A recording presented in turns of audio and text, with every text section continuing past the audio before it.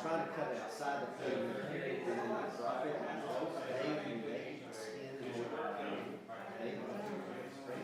They say pumpkin seed oil is good for them. Oh, really? Okay. It helps with their digestive and kind of cleans out their stomach. So, but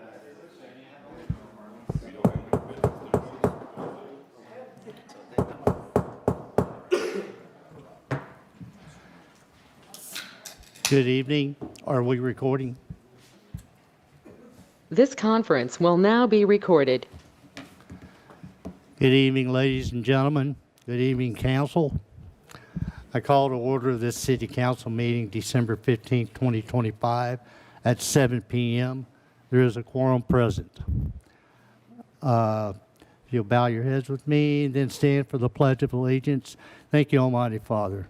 I lift up this city, this council, our citizens to you. I lift up our state, our nation. We have many challenges. We pray for your wisdom and your guidance. In Jesus' name, amen.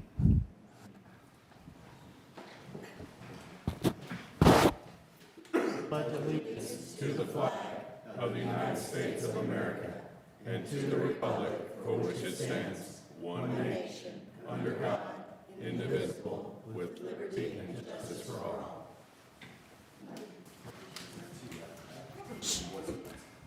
Item 3 is citizen participation and comments. Do we have any speakers? Yes, sir. Ms. Carol Clark. Ms. Clark?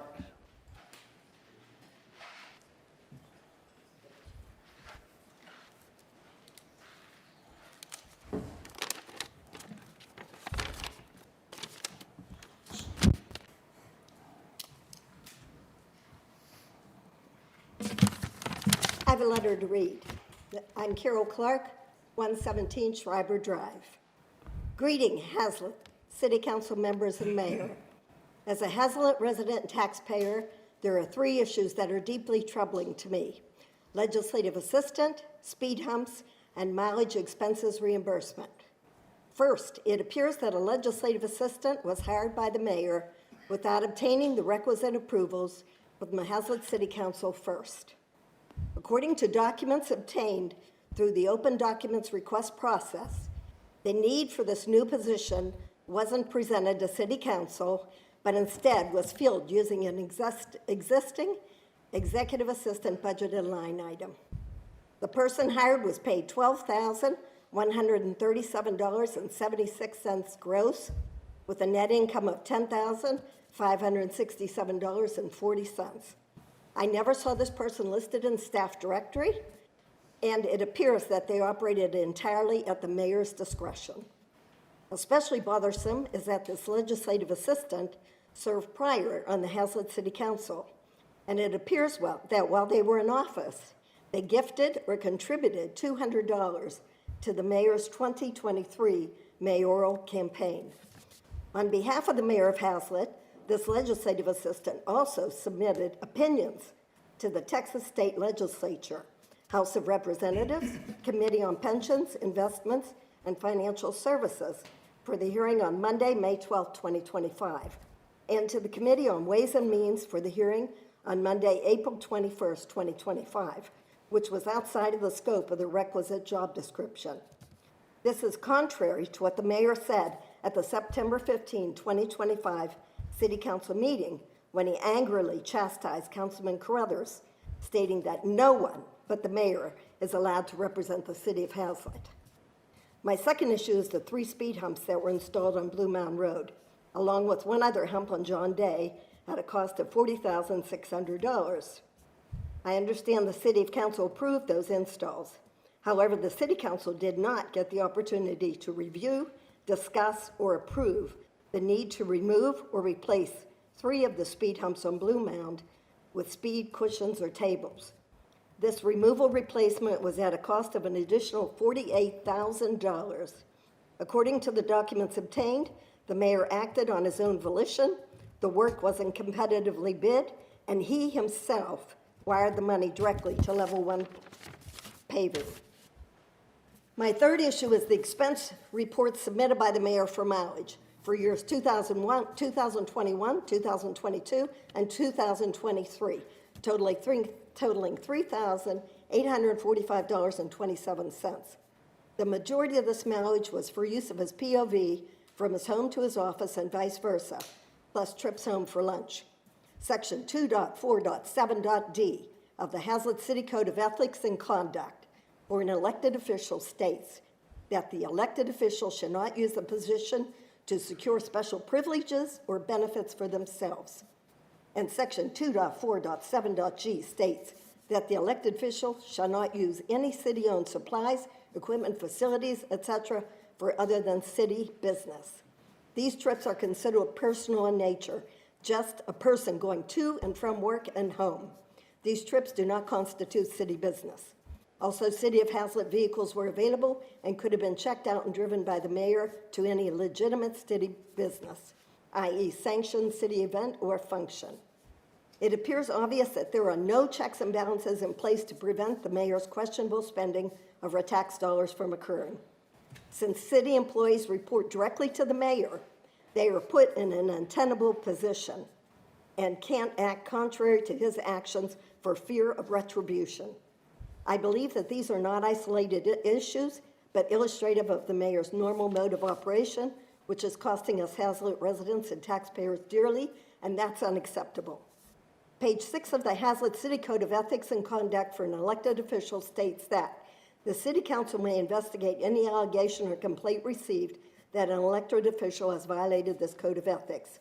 As a Haslet resident and taxpayer, I'm asking that the City Council promptly and thoroughly investigate these issues and take the appropriate necessary action or actions. Please note that I am not the only Haslet resident and taxpayer who feels this way. If necessary, I can start a petition to obtain signatures of other Haslet residents and taxpayers. The mayor needs to be held accountable for the disservice he's done to us Haslet residents and taxpayers. Thank you for your time. Thank you, Ms. Clark. Do we have any other speakers? Yes, Ms. Joette Keene. Ms. Keene.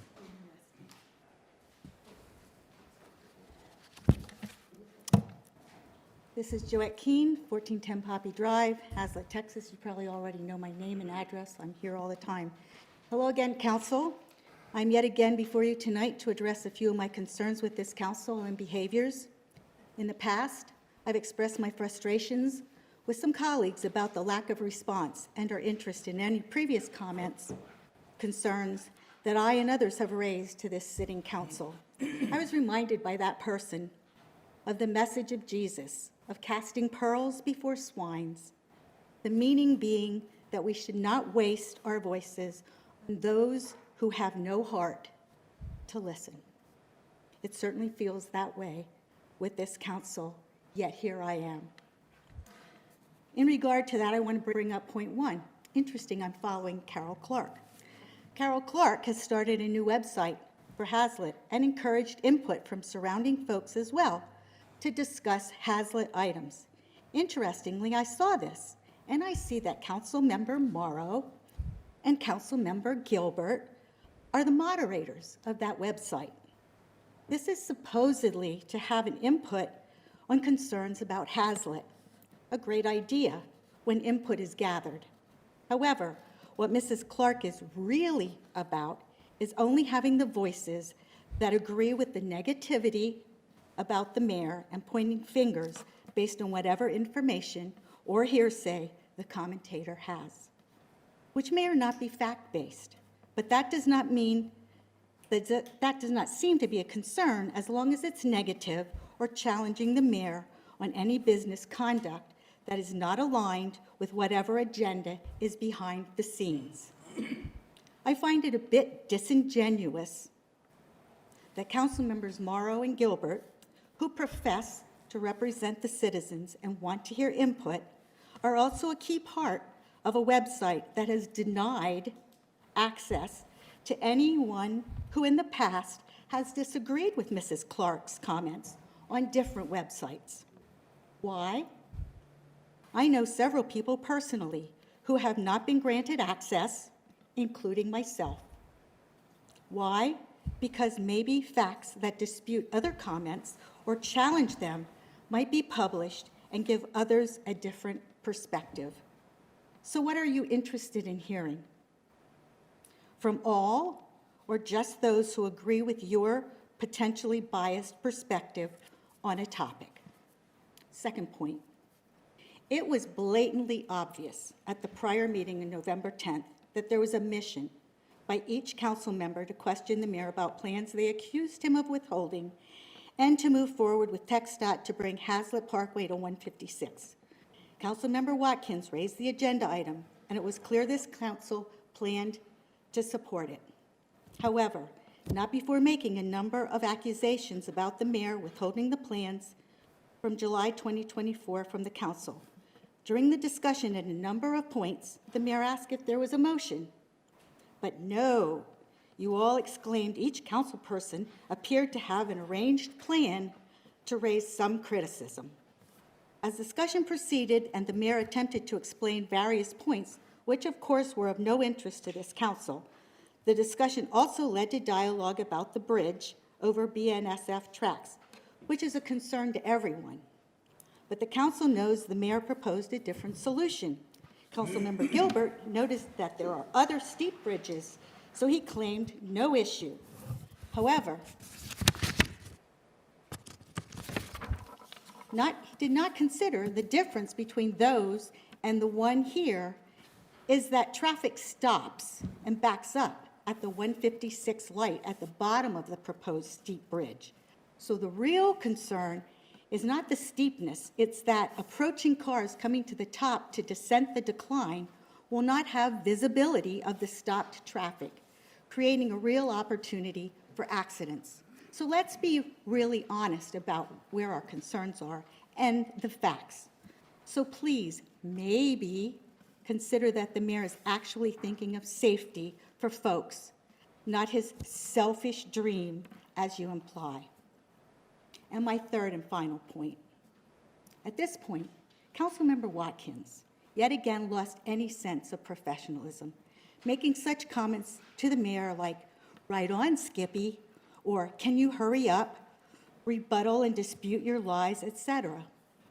But the far worst, and I encourage everyone, including you council members, so write this down.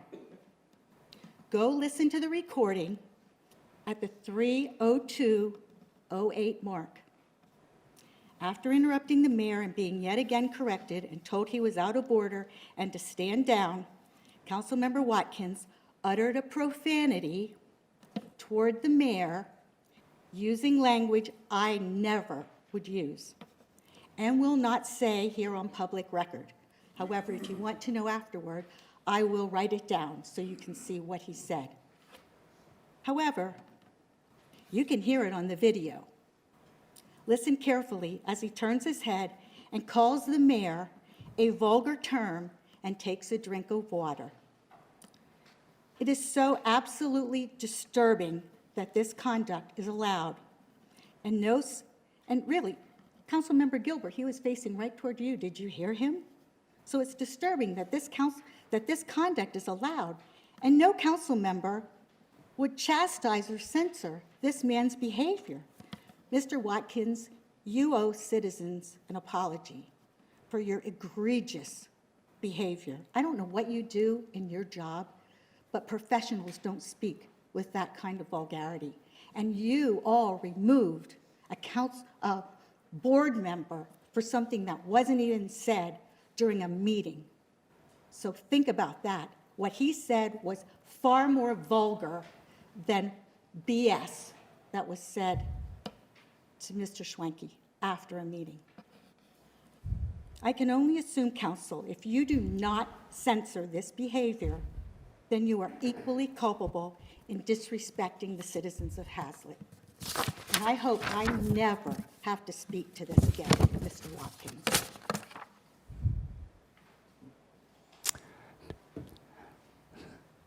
Thank you, Ms. King. Do we have any other speakers? Do we have any other speakers? No other speakers? Do we have anybody online? No, sir. Very good. All right. Let's move on to item 4, community items of community interest. 4A is the 2025 Haslet Parks and Recreation Survey is open till this Friday, December the 19th. Be sure to go online and take that survey. 4B, city holiday hours. City offices will be closed Wednesday, December 24th, and Thursday, December 25th, in observance of the Christmas holiday. All city offices will be closed Thursday, January 1st, 2026, in observance of the New Year's Day. 4C, May 2nd, 2026, is the general election. The first day to file an application for a place on May 2nd, 2026 general election ballot is Wednesday, January 14th, 2026. I'm reading. It's 26.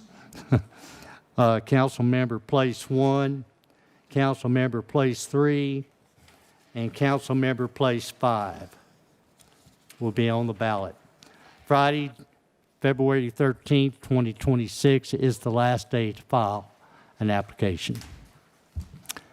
With that, council, let's go to item 5, administrative reports. Council, do you have any questions on the administrative reports? Mayor Halsey, Yes. before we get past the community interest, I just wanted to give a big thank you to the Parks Board and city staff. Christmas in the park was, I think, very well attended, and everybody that I saw there had a great time, so I want to thank them for all their hard work. I know it is a lot to do, and the lights look wonderful, the tree, Santa, it was great, so thanks to all of them. Very good. And I'm sure that is reiterated by all the council and myself. Thank you. Good point. All right. Item 5, administrative reports. Council, do you have any questions on any of the administrative reports? Yeah, Mayor, on the engineering report, okay, there's one item, but we can bypass it on the engineering report because you've got an item down here. It's the whole grade separation down on 6E, so we'll go over that. The only other thing on that report, this has been on here for a couple of years, the community park electrical service. You know, it says the concept plan and cost estimate has been developed. I'd like that distributed to the council members so we can see at least where we're at. Well, what do we have documented for that? So We will contact the city engineer and get that out. Thank you. Mayor Halsey? Yes. I had a question on 5O, the board and commission attendance report. I'll wait for a second while I pull it up. I noticed when I was looking at it that the CIAC, Capital Improvement Advisory Committee, was blank, and I did a little research. So is there a new state bill regarding how that committee is filled? Yes, there is. No longer can we just use the planning and zoning members. There are new requirements, and that's in process of recruiting those members for CIAC. So it said it was passed and effective September 1st. So are we out of compliance right now until that's filled? No, we're not out of compliance. Okay. Is that it will be filled prior to their meeting. Okay. They meet twice a year. Oh, the CIAC does, correct. Okay. So How does it work? I've done a little research, but not a lot. Well, it will be filled prior to their meeting. So how does it work with the new, provisions? And what do you mean, how does it work?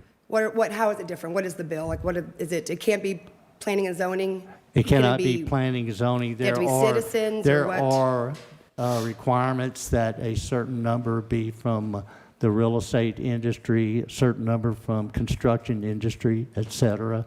and there might be another. ETJ representative. Yes, Okay. ETJ representative, that existed as before. Yeah, and so the representatives we always had to have them. However, we could say, well, we'll just have the P and Z fill this should we not have those representatives, and that's no longer the case. Now we have to have those Now we have to representatives. have a minimum number of those representatives from the various industries on the board. From Haslet, like they have to, Not necessarily from within the corporate limits. just our corporate limits, okay. So we'll, Not There's no- necessarily there- from the corporate limits. There's no residency Correct. requirement. Other Okay. than the ETJ representative, they have to be a representative of the ETJ, although it doesn't say a Homeowner. resident. Right, okay. It's however you would interpret that, but it's typically a resident of the ETJ. Well, they would live in our ETJ. Yes, yeah. That's the only or own a requirement. home, they wouldn't have to be, like I said, a resident, they just have to have property in the ETJ? Well, we will read the fine print Okay. of that. And then staff, or you yourself are in the process of getting that filled? Pardon? You are in the process of getting that filled, or staff? What's an update, I guess, on that? We are in the process of filling that. Okay. And there will be an ordinance at some point before you all to update that part of the city zoning code to reflect the Reflect state, that. changes in state law. Okay, thank you. Question, Mayor Halsey. Yes. In regard to this, are council members allowed to serve on this board? If you fill one of those requirements, I'm curious because I was previously sitting on this board before I got elected to council. So that's why I was asking. not I'm very by, familiar with this not board by myself. cause that you're a council person. Only if you fill one of those requirements, real estate or the construction, et cetera. Gotcha. So considering I have a construction background and I'm a citizen and I was previously on this board, I probably would fit that. If you would like to submit an application to that, we'll certainly do that. It'd be beautiful, sir. I'd love to have a Please send me deeper an insight. email of your interest.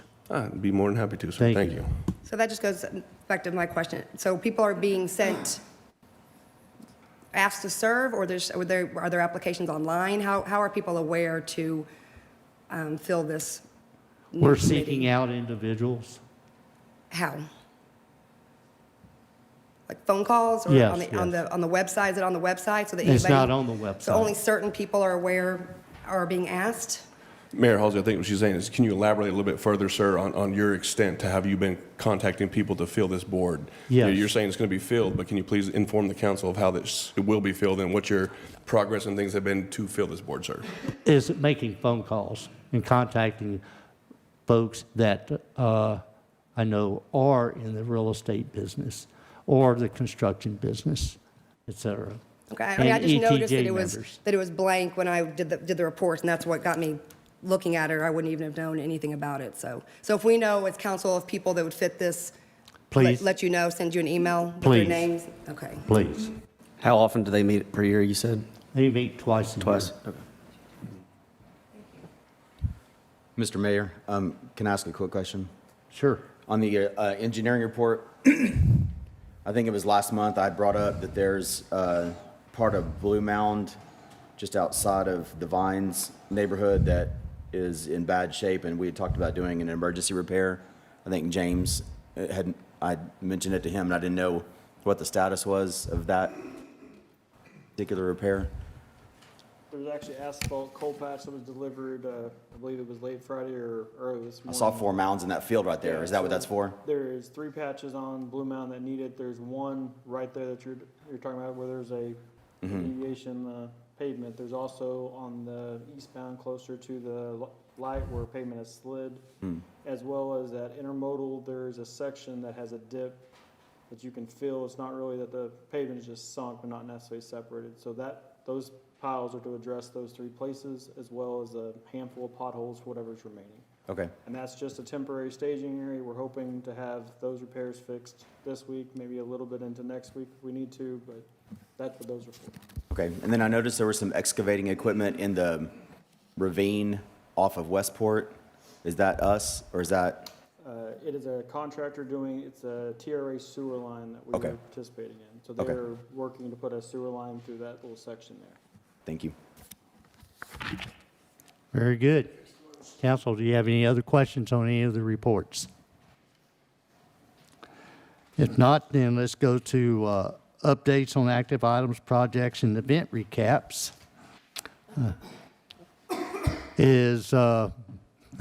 Yeah, please come back up. We open the presentation, please. Mr. Tucker. We have the fire station, community park, and the digital marquee. All right, so to start with the fire station, there's not tons to report here. If you notice, there's not been much change since the framing that's up. They are waiting on an RFI from the structural engineer just on a tie-in. They also had to have one of the beams he noticed in the inspection he wasn't happy with, just the shape of it, so they're replacing a beam, a purling, and then I think they've already received the answer from the structural engineer for their RFI, and then they should be moving forward.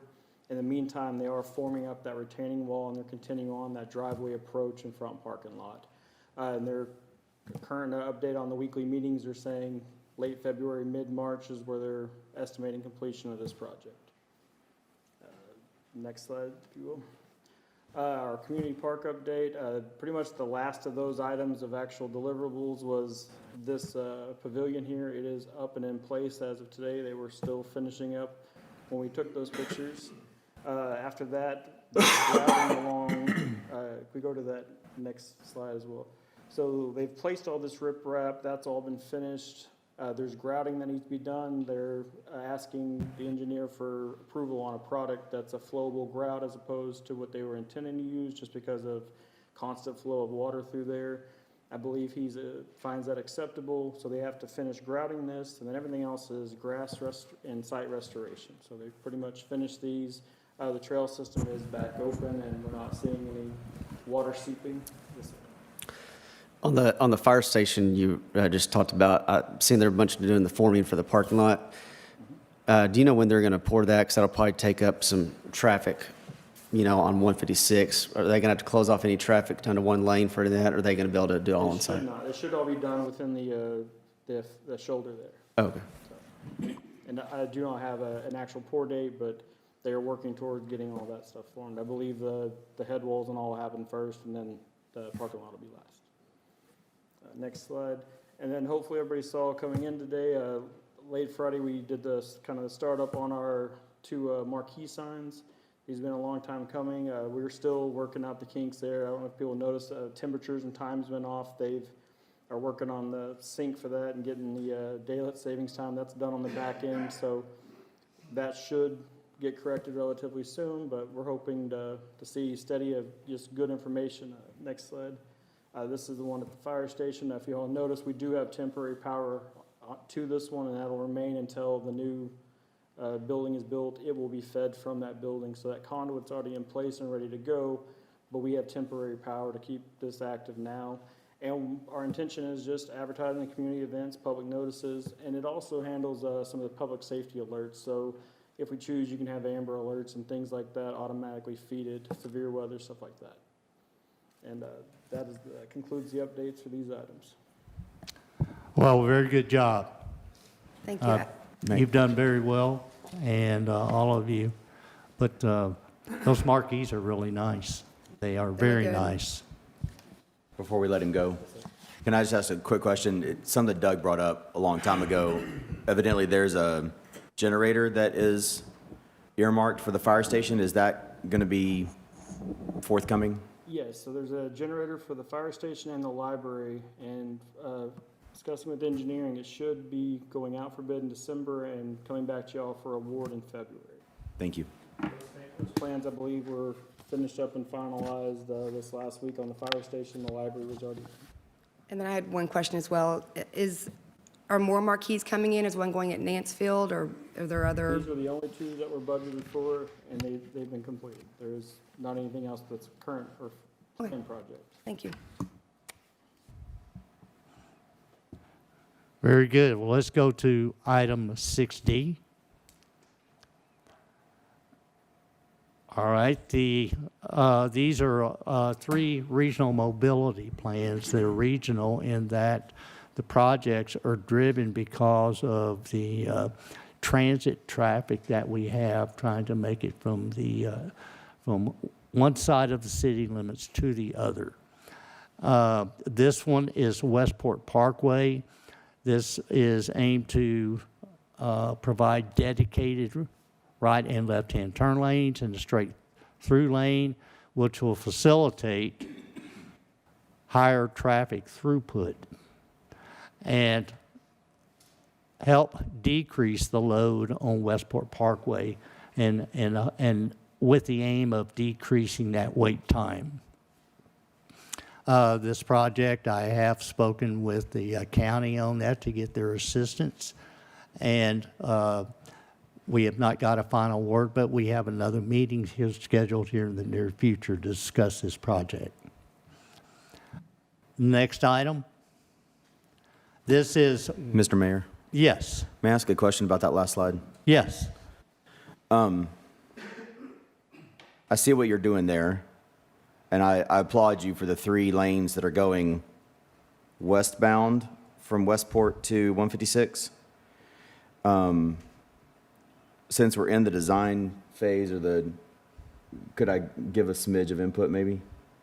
Would it be please okay? go right now.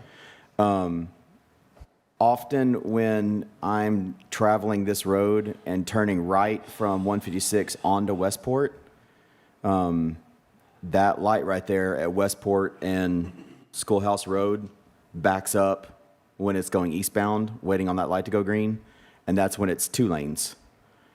And here it looks like you're going down to 1 lane and then a right turn only. So I was wondering if there's any way we could make that 2 lanes straight still, and the right turn only maybe? 2 lanes straight off of from Westport Parkway to Main Street, No, going eastbound on Westport coming off of 156. going eastbound.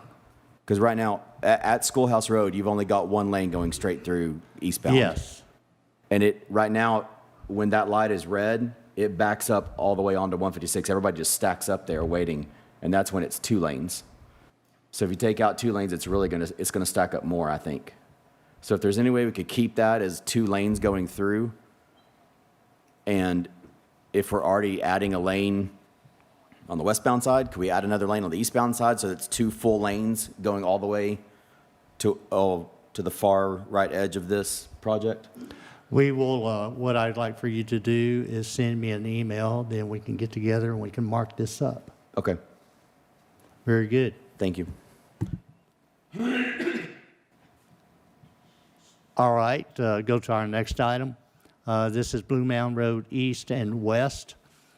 Again, is to increase throughput of traffic when the light does turn.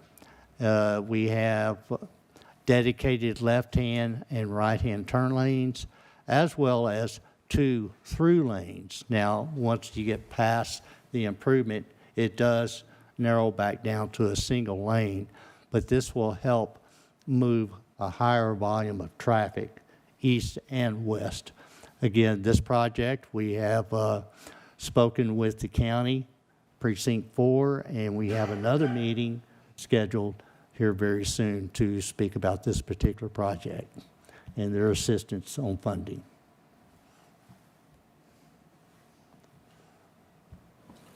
Are you thinking this might maybe get built in 2026, or do you think this is something that might go to the following year? It's all a matter of money. Okay. There's an expression, there's not anything that a wheelbarrow full of money can't take care of. It's all a matter of money. So we'll see how our conversations with the county go. I expect it's favorable in that the county does recognize that these projects are driven by regional traffic, and that's where the county comes into play. They help address those regional issues. The next slide, please. This is a grade separation.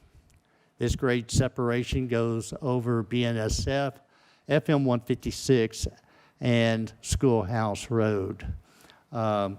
This grade separation is subject of a request for a state grant to fund it, and there are local funds. There is no Haslet funds involved in this project, and that this is a consequence of the Senate Bill 1555 that was passed in the 89th legislature, and where the state is has provided funds for grade separations, and it's off-system grade separations, meaning non-state-owned roads, not TxDOT roadways. So these are roadways, grade separations required by whether it be counties or municipalities. This project was submitted. The grant application is a two-stage application process. The first stage was called pre-application. The city did submit on this as in the pre-application and was selected. Now, all municipalities, all government entities throughout Texas submitted their request in the pre-application phase. Then a committee in Austin selected from that group a smaller group to advance to what is called the detail application. I'll note that SB 1555 provided $250 million statewide for these type of grade separation projects that would be state funded. The committee received $2.5 billion in request. So $250 million is 10% of what is to be funded. But again, Haslet had a very good pre-application, and the state recognized that by way of inviting us to go to the detailed application phase. I am excited about it. Many others are too. We have a very good team assembled in this. Kimley Horn, Belchip Engineering, Lee Engineering, and we have the assistance of the North Central Texas Council of Governments as well. So that is, this will provide a sub-regional, we call it sub-regional, but North Texas regional east-west thoroughfare that will move a large amount of traffic from one side of Haslet to the other. The greatest benefactor of this, I do know, will be the city of Fort Worth and North Tarrant County. This is, again, a regional-driven project. It'll enhance safety, both for vehicular traffic, pedestrians. It'll give them a way to promote pedestrian use, whether it's walking or bicycling, etc. Having a elevated path over the tracks. There is full connectivity to this, to FM 156. There are 4 ramps, east and west, to get on and off of this overpass. And we do have a turnaround lane in below to facilitate property owners that are adjacent to this. And we're excited. The application deadline is January 19th. Mayor Halsey? Yes. Question for you on this, sir. So just for a little bit of clarity, just so we can all understand this. So thank you for submitting an application. That's very forward-thinking of you and the team to reach out to state funds that might be available.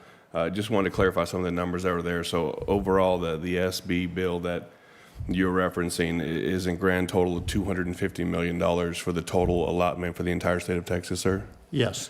Okay, great. And just, from previous dealings with the amount and cost of this bridge, so just for everyone to understand, I think we're looking at this bridge will, from rough dealings, I think the Kimley Horn estimate that you gave us was about 80 million, but that's not including purchasing easements and things of such that we have to purchase and that require for additional funds and such to do this. So in actuality, we're probably looking at roughly, 130 to 150 million dollars for this particular bridge right here. Excuse me, but that 80 million does include purchase of right-of-way. Oh, okay. Well, even with that consistency, that's going to be about 30% of the entire SB budget for the entire state of Texas. So I just, in a very layman's term of thinking, what are the actual odds of our city that's requesting $100 million or $80 million, $80 million of $250 million of total state allotted funds? What are our chances of actually getting granted for that when, in actuality, there's also a currently funded option that will carry the railroad tracks as a bridge that's funded by the county and already with this. So again, I applaud you for trying to go for, if you don't shoot for the moon, you'll never hit the stars, right? So in shooting for the moon, what's the actual reality of us landing anywhere in space? Or are we going to come back to Earth in the sense of there's only $250 million out there and we're requesting $100 million of it for Haslet, and we're talking about the entire state of Texas. So I want to have a true sense of reality and a grounding to me in these numbers and what we're looking at just from that aspect, sir. So if you could, from the team that you've assembled with Kimley Horn and NCT COG, are you able to elaborate any further on our chances, what that might be, when the fact that we have an option that's already paid for on the table? Absolutely. With regard to the option that was on the table, it's not funded by the county. It was funded by RTC, the Regional Transportation Commission, which you might be known as the North Central Texas Council of Governments. But the design of that bridge has been underway, the short bridge that you were speaking of that is funded, has been under design for approximately 2.5 years. And the Fort Worth District leadership met with the City of Haslet October 31st, that being myself, Kimley Horn, and our city engineer, Beltiff and Associates, and informed the city that those were the 66% designs. They were completed July 31st of 2025, a few months ago, and they had to be submitted. They were submitted to Burlington Northern Santa Fe for review, because Burlington Northern must approve the design and the elements for it to go forward. TxDOT, now there was an engineering firm that performed that design. It wasn't TxDOT themselves that did the design. I got to preface this. Burlington Northern rejected the design, said you cannot build this. And that the main objection point was the columns to support that bridge were placed in the Burlington Northern Santa Fe right-of-way, where they're going to run a fourth track. And they said, you cannot do this. This was not, that was not pleasant news for TxDOT. What TxDOT stated is they don't know if they can or can't overcome this technical issue. Moving the columns out of the right-of-way drives this bridge higher. It makes the roadway and structure thicker, and also increases the grade down to 156. I did bring up the fact that Haslet, this was prior to Haslet's submission on this grade separation grant, and I stated to them that Haslet was submitting on this grade separation grant, and they said, good. They stated that they were suspending all work on the short bridge and that they had suspended the design engineering firm. They want to know whether we are awarded this grant or not before they continue any other work on that bridge. So that's the status of the short bridge. What's the status of our potential of winning? Well, we did state, we provided a costing, a preliminary costing, which was a very good preliminary costing. We used TxDOT criteria to develop that costing and submitted it with the pre-application. So the committee knew at minimum it was $79 million was the estimate just for the fundamental construction. And, well, it was right-of-way, utility movement, construction of the bridge. It includes engineering and design, et cetera. It is the entire package, start to end. So that committee knew up front.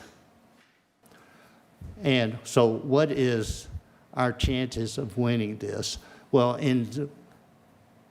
while the legislature was considering Senate Bill 1555, there was a lobby group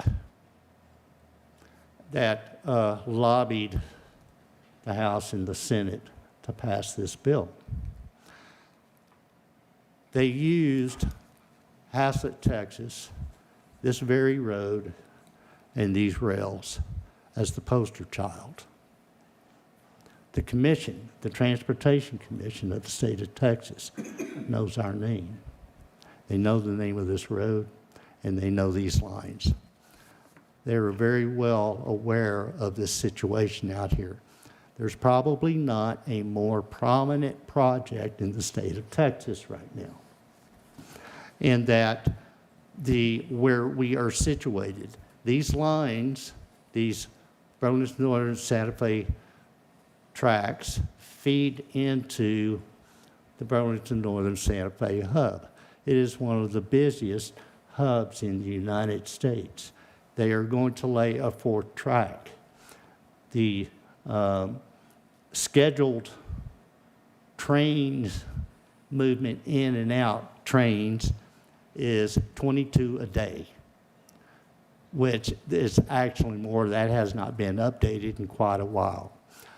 And the trains are getting longer. Burlington Northern, and in fact, any railroad company states that they must increase train length to be competitive. So the state of Texas Commission is very well aware of this project and have been before we ever submitted a pre-application. We have a very high chance, but also with that, not only to the feed into the hub, it is the movement of the workforce and business and students and residents across these three corridors, these north-south corridors, that being the railroad tracks, FM 156 and Schoolhouse Road. And that this whole area is an inland port. It is it is probably the most prominent inland port in the United States. Several months ago, the comptroller came out with a report featuring this inland port and how it was a major economic engine to the state of Texas. This overpass addresses many issues with regard to safety, pedestrian, and economic development. So we have a very good chance Mayor of Halsey. acquiring this award. Yes, ma'am. So I had a few follow-up questions. You had said that BNSF were rejected. Yes. When was that? That was at the October 31st meeting, or when did that? That was revealed to the city October 31st. Because I take pictures or I print off things, and then Commissioner Manny Ramirez said that BNSF and TxDOT were both supportive of the existing short bridge design, and that their concerns were about the 6% versus 5% grade. So, well, before I even ask that question, let me first off say this is awesome, and this is great, and this is the relief that if it's approved, is what our citizens probably don't care as much as we do about it being the biggest hub. They just want to get from point A to point B in a timely manner. So I think this is wonderful, and I look forward to the grant hopefully moving forward. So I've just had some confusion on BNSF because his actual I do, posts and on let me Facebook, interject at this point. I had a very recent meeting with Commissioner Manny Ramirez. So after he posted the November 18th. Yes, and Okay. I made him aware of this. He did not know that BNSF had reviewed the design and rejected He's it. saying that they're supportive of it, but he didn't know that at the time, or maybe At it was that time, different. he did not know the status of it. Okay, and then another question I had was there any cost regarding the pre-stage application? You said there's a team together. Was there a cost for that from the city? Oh, yes. Okay, what was that cost? I don't know the exact dollar value. It might have been, $15,000 or somewhere in that neighborhood. We have it all documented, but it was budgeted and Budgeted under what line item? budget under, I don't have the line item in front of me, and we can reveal that, but it was an approved budget by the city council. That money For us, was built in it. for the grant, or just to approve Not to move forward? Not grant, it was for Kimley Horn Engineering. Engineering to work on other aspects of the Haslet Parkway, Avondale Haslet Okay, Bridge. so that goes into how will this affect Haslet Parkway in its completion? Is it that kind of on hold until we see if this is approved or not? Haslet Parkway TxDOT placed it on hold. Right, okay, that makes for sense. various reasons. Right, so until we But see this which bridge. project actually ties Avondale Haslet Road into Haslet Right, that's Parkway. why that makes sense that it would be on pause until they determine whether This this is would- granted. This Connected. would facilitate, actually probably accelerate the construction of Haslet Parkway and Avondale Haslet Road. Okay, and then what will be the cost for the detail application? The detail application, I suspect it will be in the neighborhood of under $50,000. Okay. And that's been budgeted. And once again, that's been budgeted, and you can, Ms. Lamb, give me the line item number just so I'm aware. It's in Fund 26, Fund 26, and I believe it's labeled as Haslet Parkway. There's two items, one and then the next one, and they're both Haslet Parkway construction, but one is specifically for this, I think it says bridge, says Haslet bridge, Parkway okay. Bridge Okay. on it. Thank you. And then my final question, you had mentioned something about, Councilman Watkins mentioned something about easement, and I had written down right-of-way. So how much right-of-way is needed to be purchased by the city regarding the exit ramps? And you mentioned something about 80 million. So will there be no money coming from the city of Haslet? No, for it's all right-of-way? included in the grant. So no funds at all from Haslet for right-of-way? Okay. It's all in the grant. All in the grant, okay. Awesome, I think that's great. I think that this is a good step moving forward, and I hope, you said, when is it due? January? January 19th, And then what's the timeline for them to possibly, the very end of February. End of They'll February. they'll So- notify the award winners. last thing, and if by the end of February, it doesn't work the way we wanted, and we just aren't, given the grant, are we going to move forward with the shorter bridge so that we have relief for our citizens? Yes, then Okay. TxDOT will have to go to work Getting- or that engineering company and find a technical solution acceptable to Burlington Northern Santa Okay. Fe. All right, thank you. So this doesn't erase anything, but it's unfortunate that the design was not, they got some major redesign to do. But TxDOT themselves want to hold off until we understand where we are. Hold off on what? I'm sorry. On any further work on the short bridge. Oh, right, I mean, that makes sense. They Yeah. see what is approved first. Yeah. Yeah. Okay. Thank you. Well, very good. Mr. Mayor, Yes, can I ask a few questions? yes. I applaud you for the design. I think it's a, it's a good shot at it. Couple questions I have. So there's no on-ramp from Schoolhouse Road onto the bridge? Is that No, correct? no, So if you want to get on, the only option is 156 or Yes. John Day? correct. Okay.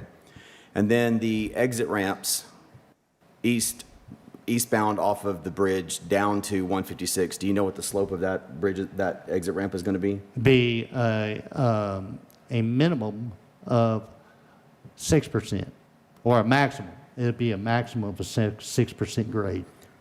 So that's ADA compliant. Is that the percentage that the small bridge was? Yes. Here's the difference, though.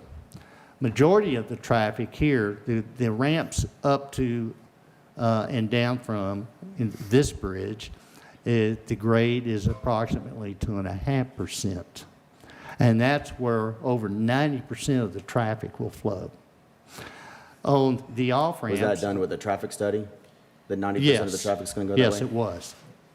And the remainder of that traffic that want to go to FM 156 on or off, east or west, that maximum grade would be 6%. So it's, with the short bridge, you had 100% of this traffic confronted with this grade of 6%. So this will greatly enhance throughput for, again, the greatest benefactors will be this northern part of Tarrant County, which includes Fort Worth and Tarrant County. But also, a big benefactor of this is having that dedicated throughput like this. It provides a regional thoroughfare, and it will help unload Westport Parkway as well as Blue Mound Road. Much of that traffic, such as coming in for the meeting here, I watch traffic moving incessantly, we probably all do, and to watch the line of cars from Westport Parkway turning south on 156 and getting in the right-hand lane to go westbound on Avondale Haslet. This project will eliminate that. It will help unload Westport Parkway. It will help unload greatly Blue Mound Road. So we are very, this will be a significant project to help unload our non-major thoroughfares. Speaking of Blue Mound Road, we all know that that's a major issue in Haslet. Wouldn't it have made more sense to go with the already approved and funded small bridge and Haslet Parkway on grade, and then have done the application for the grant so that we would have money to expand Blue Mound, and then we would have had both of our arterial roads expanded at the same time? Well, and that would have allowed for a lot of traffic flow instead of just one. Burlington Northern has applied for grant money for Blue Mound Road. So another entity has applied for that. So we got both crossings covered. Okay. Do you believe that it's your responsibility to communicate with the council? Yes. I'm just curious because you. Okay. Is this part of the update here? Yes, sir. Okay. Can I please finish? You sent the council an email on the 12th, on the 5th of December. And you updated us on this project here. And that was the most communication we've had from you, I think, since I've been on council. So I was glad to have heard that. But tonight you're talking about BNSF rejecting the project because of pillars being in their right-of-way. We hadn't heard that until the 5th of December. But Ms. Joette King, that's sitting out there, was having a conversation on Facebook with the commissioner for Tarrant County 2 weeks prior to that. About what? She asked. Did Ms. King know that the pillars were in the right? Yes, she did.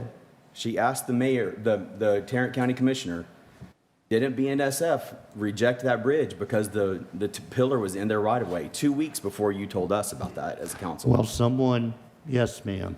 Hold on here. I don't know the answer to that.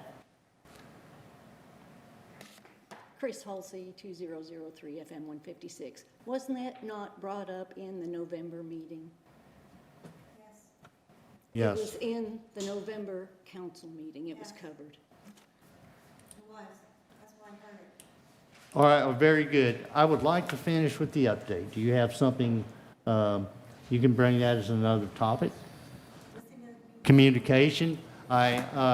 We notified the council about the application being approved and moving forward. I didn't know that I was withholding anything pertinent, but nonetheless. Well, I'll add to that really quickly, because every question I asked tonight, I sent you an email on 12/6 and never heard a response, so that's why I'm asking in the meeting.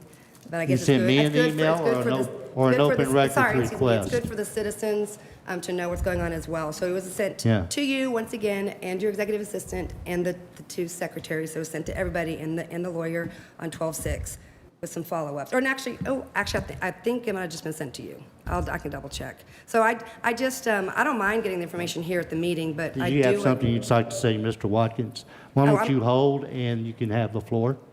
You give me, let Councilwoman Yes, it was sent. Morrow finish. It was sent to Sorry, I didn't everybody say on anything. December 6, 2025 at 10:25 p.m. Yes, ma'am.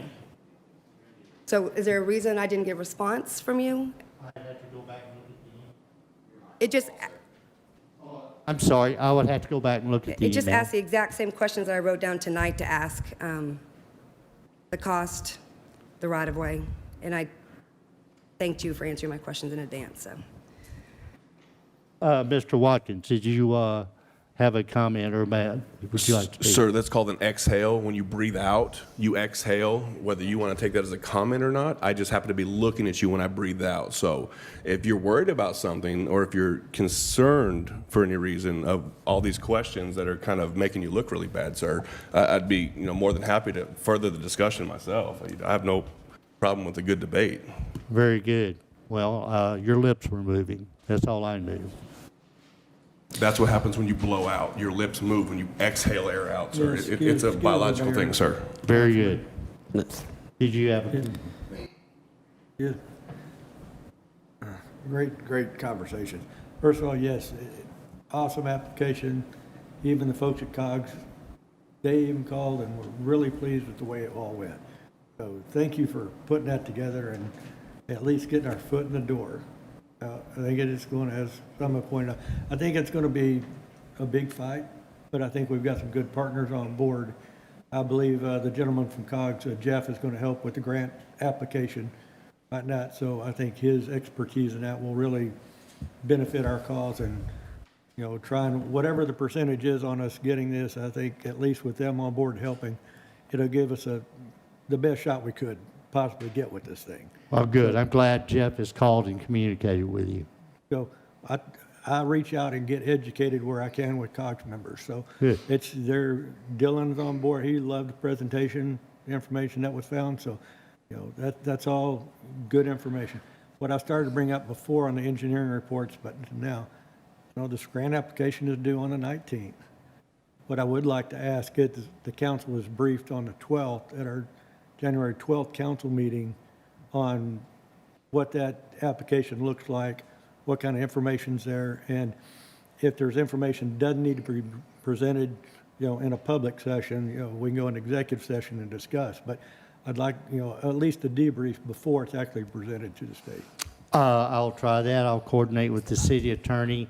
I'll say this. I do know something like that cannot be conducted in an executive session. My hands are tied. Mr. Page keeps me on a straight and narrow. And there's, if you'll read those closed meeting portions within the Open Meeting Act, it's a very narrow world. So we'll find a way to do that. That'd be good. Thank you. Thank you. All right, then. That concludes my update. All right. Mayor, Yes. there's still item 6E. Well, my thoroughfare update. Oh, okay. That concludes my thoroughfare update. We have 6E. You'd requested the documents related to the Haslet Parkway project. We forwarded you is the Haslet Parkway Memorandum of Understanding that was between North Central Texas Council of Governments, the TxDOT, and the City of Haslet. And it is primarily that document that gave that project the construction responsibilities to TxDOT, where TxDOT has been the grant recipient of the federal grant with regard to that. The Alliance Texas Haslet Accessibility Improvement Project grant is that grant called the Build Grant that was executed, I believe, in 2019 or so.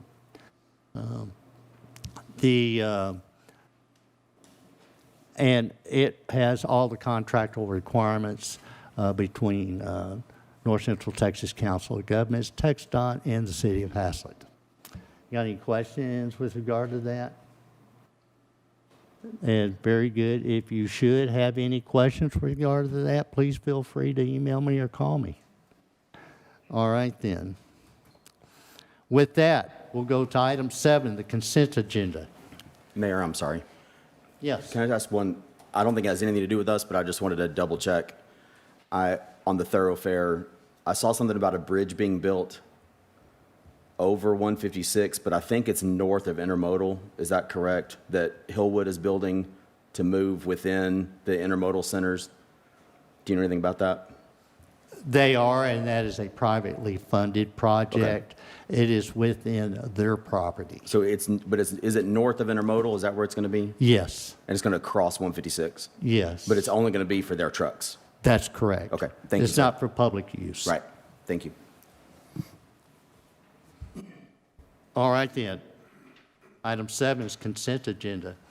Council, do you have any item on here you would like to pull? Yes, Mayor Halsey. I would like to pull item 7B, the city council meeting schedule, from the consent agenda. Yes? Thank you. All right, then. That leaves 7A, B, C, and E. May I have a motion?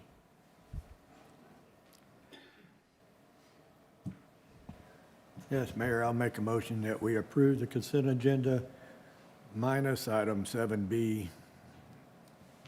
Motion is made to approve the consent agenda, removing item 7D. Is there a second? Is it 7B. D? It's B. B, 7B. 7B as in Oh, boy. B as in boy. Okay. I correct that. Motion is made to approve the consent agenda, removing item 7B. I'll second that. There is a second. All in favor? It's unanimous. Thank you. Okay, item 7B, approval of city council meeting schedule, January 26th through December 26th. Yes, ma'am. At the last meeting, I had asked specifically, I think I mentioned July, September, and November as adding a second meeting, and that it was going to come back to us with some changes or corrections, and it's exactly the same. So I'm not sure if staff just decided this looked good or it wasn't discussed. I know that with the new law, that Friday of having to get the agenda out is no longer the case. It's that Tuesday. So July 3rd, it being closed, I don't see an issue. Also, in the past, we've met on Tuesday when Labor Day fell on a Monday.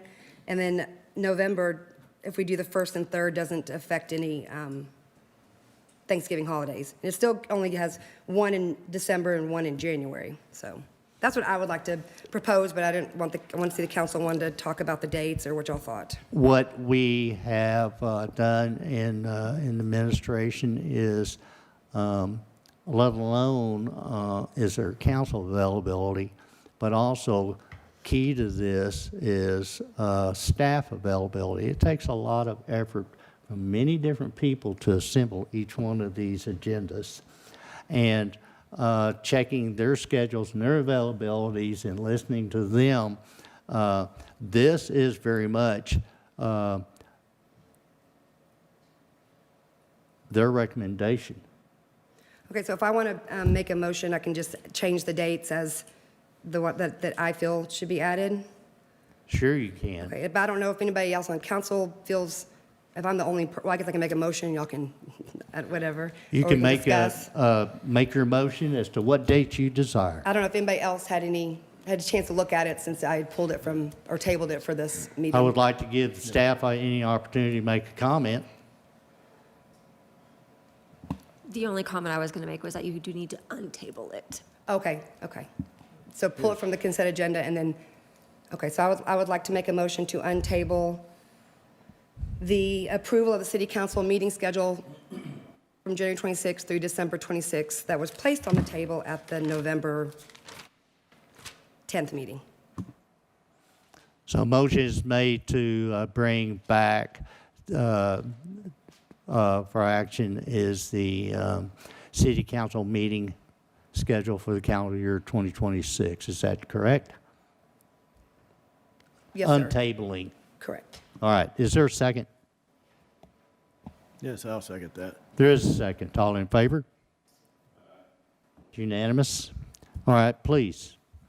So I guess the only one I was kind of wanting to get the consensus of is that Tuesday, September 8th. So with July, I don't think is an issue. The 6th and the 20th are still the 1st and the 3rd and don't interfere with any holidays.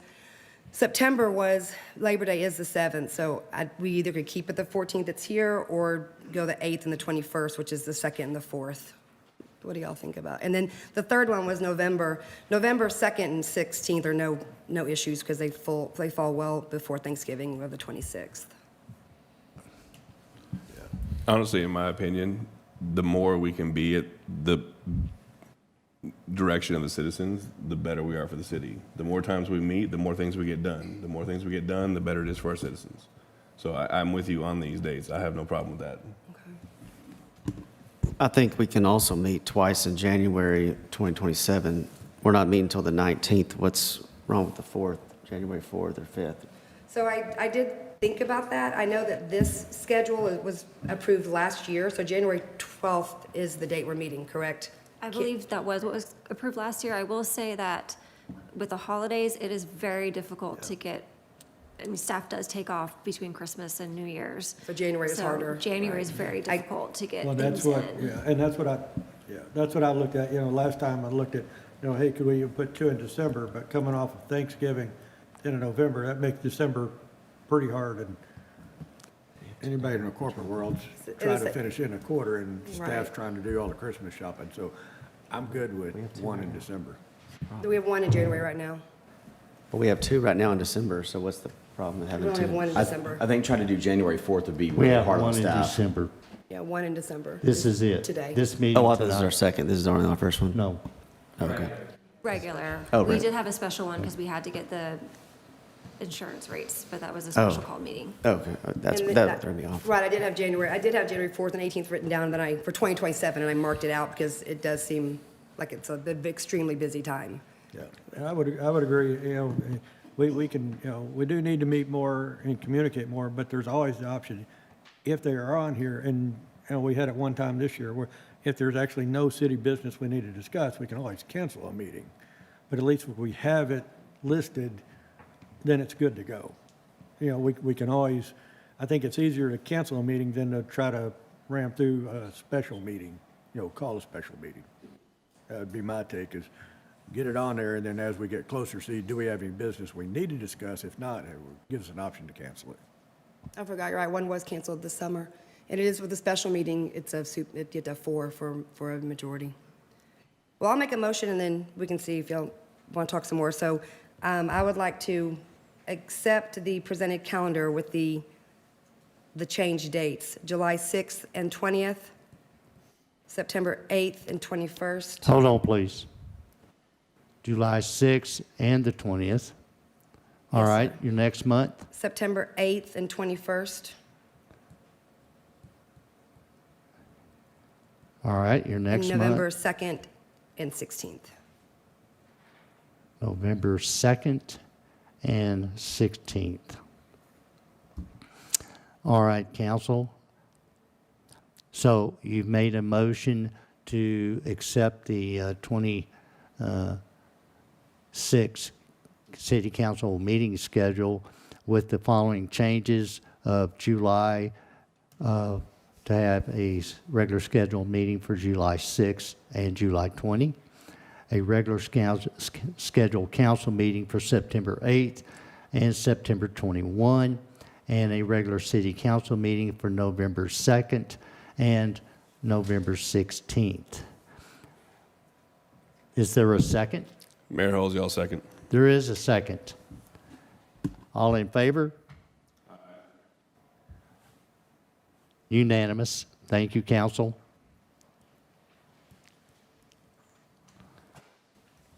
All right, then. If we go to item 8, public hearings, ordinances, resolutions, and action items. 8A is to discuss, consider, and act to award a contract for Fund 20 road improvements. Mr. Tucker. And council, this before you is a project for our Fund 20 roadway improvements. These were all areas in the city that were identified early in 2025 that were in need for pavement repairs. There's an exhibit that lists these in there. This was publicly bid. In May, we received 8 responses to this, and they ranged anywhere from $496,000 and some change all the way up to $1.1 million. The low bidder was Tejas Construction, who the city has previously done business with for similar projects. They also provided several references for other cities and entities that they've worked with. And this is meant to, like I said, to address most of the critical pavement failures throughout town that we receive daily complaints about. This was pulled from a previous agenda item, given that we had noticed that we had a pretty good favorable pricing on this. We wanted to try to expand a section of this. So the typical contingency amount in this case has already been applied to this additional areas here that's shown in Brentwood. So this just widened out from the, if you can, it's hard to see on the small yellow boxes and now the red boxes that encompass those. That additional contingency amount encompasses these sections here. What color? Red. And red is the complete sections that'll be done as opposed to the previous that were in yellow. So the total amount for this that was bid was $496,885.15. The maximum allowed contingency or authorized amount we could use is $124,221.29 additional. The total, including engineering fees for material testing and inspection and administration, the grand total will be $699,606.44. Mr. Tucker, is there a slide that shows any of this? There is. There you are. Thank you. That's the bid tabulation. There should be one other page here, but just page 1 of this will show these numbers. Keep going back, sorry. One more.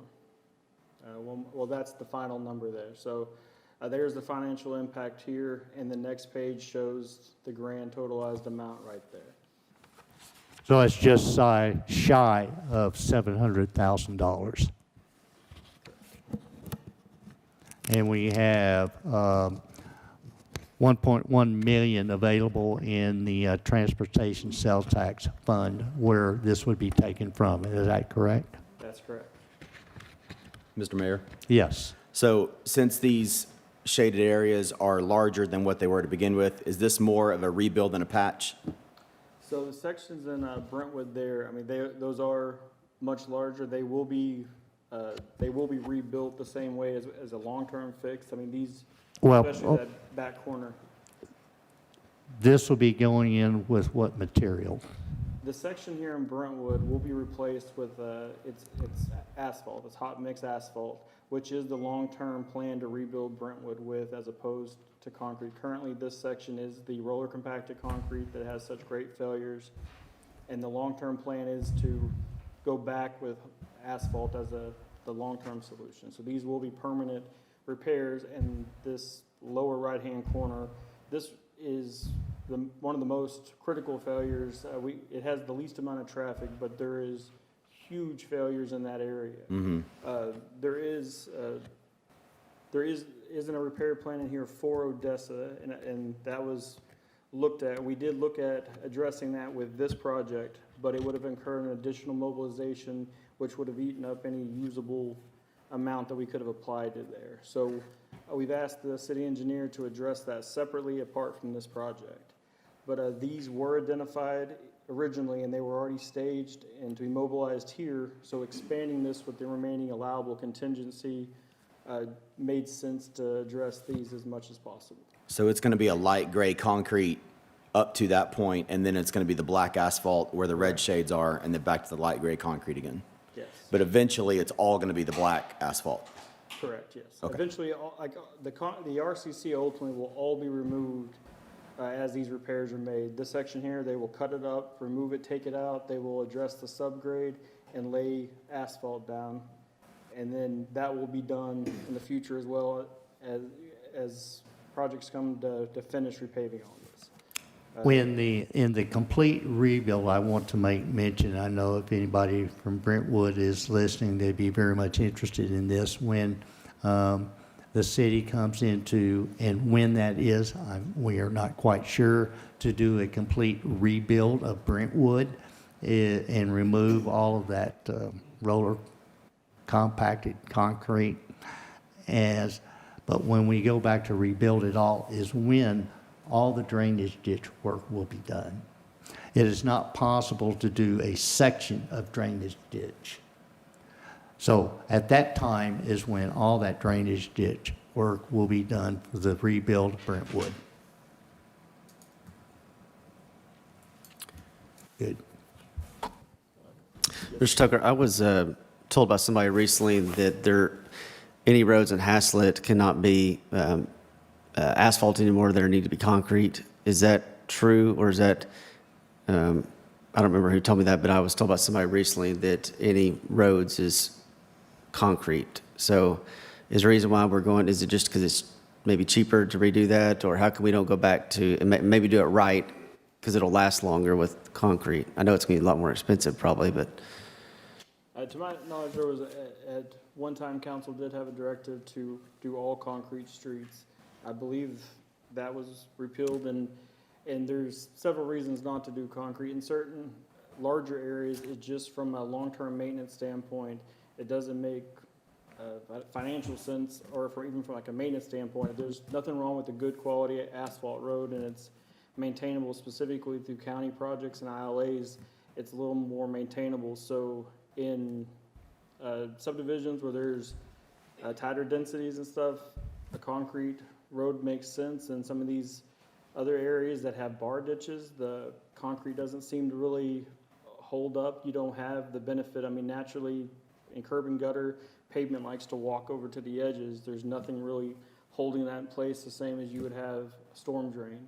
So for a variety of reasons, it's our preference in areas that have this sort of design is to go with asphalt. I don't see anything from aesthetics or anything that is deficient. It's a quality product for standard asphalt. And I had a question as well. You mentioned Odessa, but is our Berry and Schreiber also going to be looked at? Because I drove, it's 125 Berry and 137 Berry, a huge, that dip. I don't know how that person gets out on. So engineering has been tasked with finding a repair plan for that. It's a little challenging to find. Ultimately, those roads need to be repave completely. All of them do. We've asked him to look at methods of how we can address those parts that are failing to that degree in between us finding a complete repaving job. Okay, so will be all 3 streets looked at? Yeah, he is currently looking at all 3 of those, and specifically on the section of Odessa that is showing the most signs of failure. Our intention is to address that with maintenance money out of our street, just R&M, but he is working on a plan in detail for that. And I would really recommend that those 2, that address and Berry is bad. There, yeah, I know exactly the one Yeah, you're that's talking on about there. He has a north side. yeah, Okay. he has a complete measuring. We've walked every inch of those, and he has all those information. He is working on Good. repair plans for how we can address those in the interim and what to do on the long. Okay, thank you. Yeah, that's what, I mean, following on with Councilmember Morrow. Yeah, I know back when we had the road workshop meeting up here, and, Mike Anderson briefed us on a lot of these roads, and we looked at the section on Odessa. I'm really disappointed it's not included in this, because, we specifically talked about it. I drive Westport every day, and I haven't run across a section that's as bad as what Odessa is. And to see all these panels we're doing on Westport, I don't see, yeah, we're going to take care of the truck traffic, but we're not taking care of the majority of the residents here in the city. I don't get it. He had the picture up there, and you referred to it. I mean, that road's falling apart. And just like the section on Berry, those should have been right up here with Brentwood and included instead of, I didn't add up the number of panels on Westport. There's got to be 20 to 30 panels plus the ones on intermodal. We could have fixed a big chunk of Odessa and Berry Drive with eliminating, pushing out Westport and intermodal. I'm very disappointed in what Belchiff and Associates has put together for this project. I'm not on board with approving this. I'll just say right now, until we get streets repaired for our residents, I don't need to repair Westport and intermodal. Now at the bridge, those dips there, those do need to be replaced because that's going to knock somebody's car out of alignment or truck. But all these panels, we need to fix our neighborhood roads before we fix Westport. Yes, I do understand like I said, these were identified in the earlier part of 2025. We saw noticeable changes in that pavement, specifically on Odessa, and as well as Berry and Shriver. These were identified mainly because these are where the primary amount of traffic's coming through, and we're getting the most complaints specifically for flat tires, car damage, suspension problems. We put out asphalt sometimes weekly mainly on the Westport section. The ones that are there near the intersection at Harmon, those are just critical. I mean, there is a large amount of traffic going through them. The bridge ones for sure, those transitions there's a lot of movement going on there. The same ones on Gamble, they're crumbling, but these are salvageable and savable. And that's one of the challenges they've had on the Odessa one is Odessa, the hope is to address the street as a whole. You couldn't do a patch like this in a very small section of that. The RCC doesn't allow you to patch. We can pull a panel out of the pavement there and we can address it one panel at a time because there's steel to anchor to and connect to. So that has been one of the challenges there. But we do agree that there's no disputing that Odessa is showing significant signs. Yeah, but on their schedule, they've got repair in 27. That road's not going to make it till 27. Yeah, It needs to be addressed now, and that needs to be pushed by our city, by staff, to get Belchiff to get these things fixed. It's not going to make it till 2027. Councilman Horg, they understand that, they realize that, and they have, in just the last, I'll say, 3 months, they have seen the accelerated failure. Now, when they made that recommendation of 2027, that was maybe more than 6 or 8 months ago. That was before they saw this accelerated failure. You're right, it has come apart. And it's, and so they are working currently on a detailed plan, and it might be that they have no choice but to replace the entire block at one time because that roller compacted concrete, Yeah, it doesn't work. You know, we know. it does not work, and you can't patch it. No, it. Now, if you may be those who live in Odessa, can it be patched? Yes, we could do on those streets. What we're doing here is take a section out and go in with asphalt. I mean, it needs something, If you but would give us some feedback on that. it needs to be included in this plan, just like Brentwood is here. The way I look at this, we're looking at patching roads, and we're, even here on Gamble, and Gamble needs fixing also. Let me ask you this, please, is to please consider awarding this project. It gets, these repairs have to be made, but is having a plan for January the 12th meeting before you that we will go out to bid with, to address very specifically Odessa and the others And if Barry, they yes, can. yeah. But there are financial aspects we have to pay attention to. Do we have the funds to pay? We already know to rebuild in concrete, all three, is $2.75 million. That's almost $1 million a block. And so we have to pay attention to that. But if y'all would give us some feedback, it had been considered, well, we could go out and treat it very much like we're doing Brentwood here, is to go in and replace sections with asphalt. But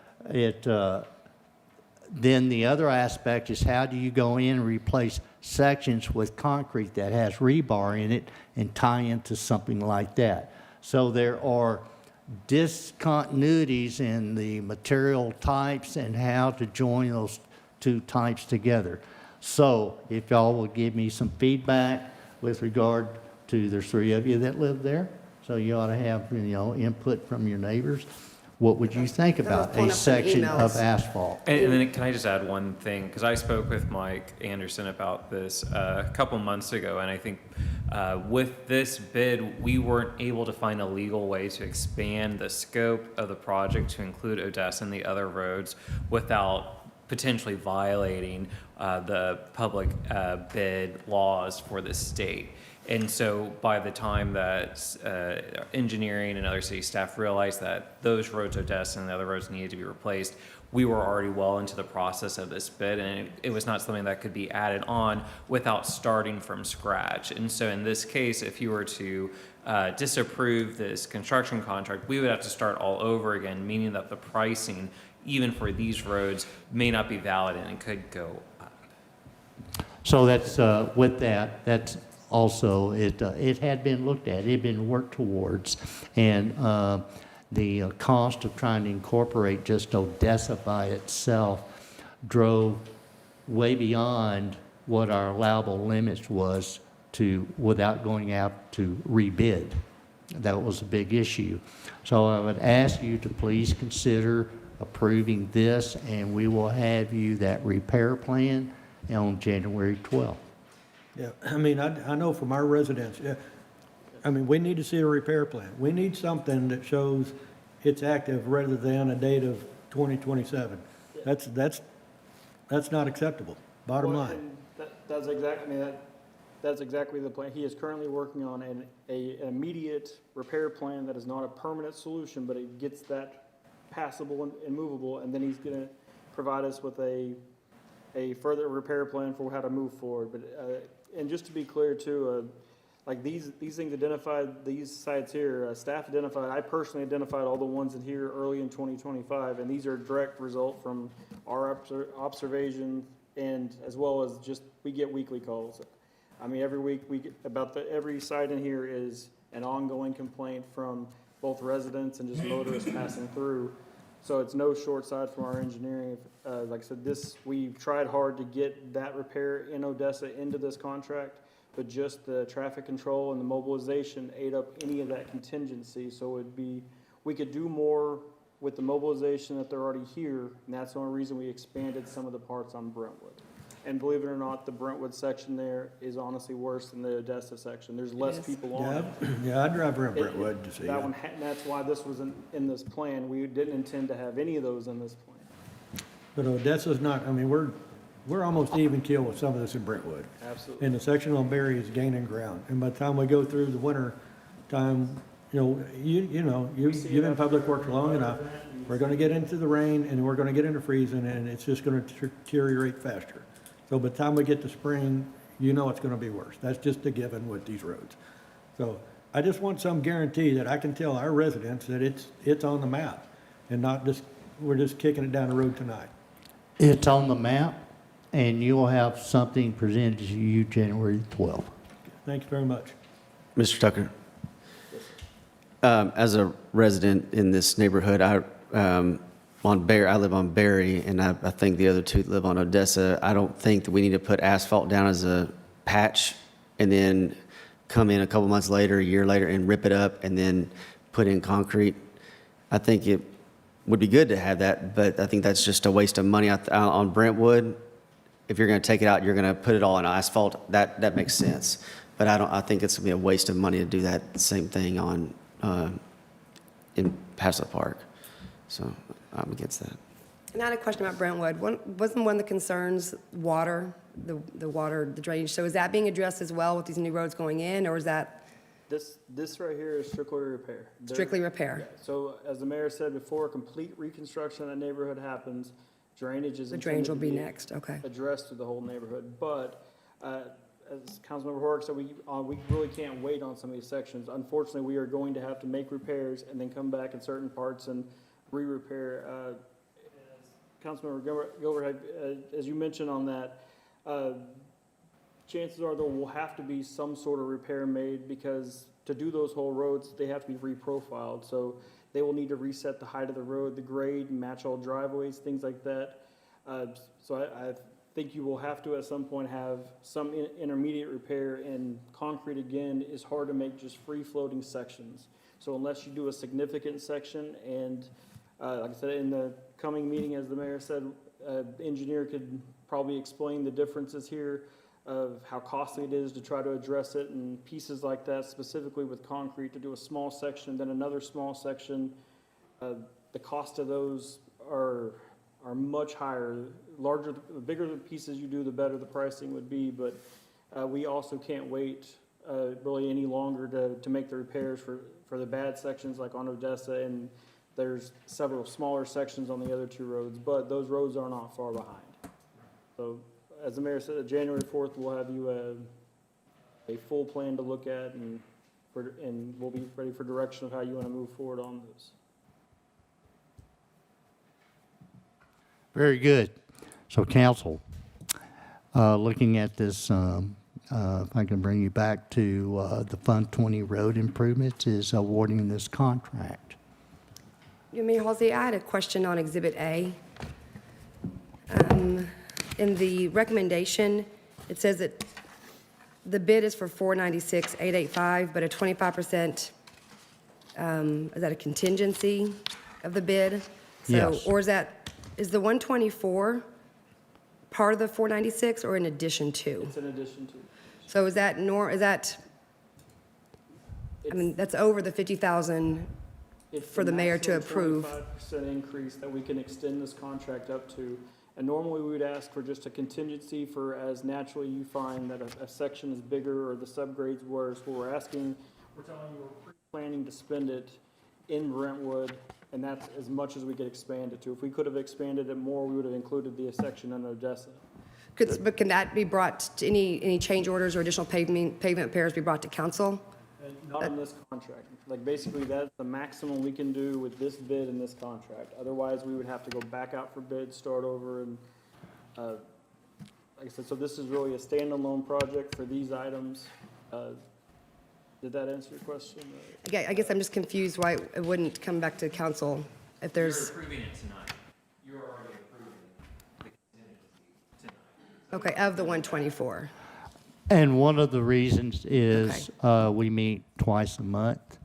If a change order needs to be approved, we would have to wait till a council meeting. And it might fall in such that, okay, well, they stop work for a month. All right, so as long as So I can it's to just keep say the that we're project getting moving. the information sent to us, if any potential change orders or additional pavement repairs are needed for the project. I just go back to the speed humps on Blue Mound and how the traffic mitigation plan changed from from two different council meetings, and I don't want this to come into something different that, oh yeah, we approved it, and then it's something different than I personally voted for. So as long as the change orders and additional pavement repairs are communicated with council, then We will do that. if there are any. You could show Exhibit 7 again. It's 7 pages forward. Sorry, just.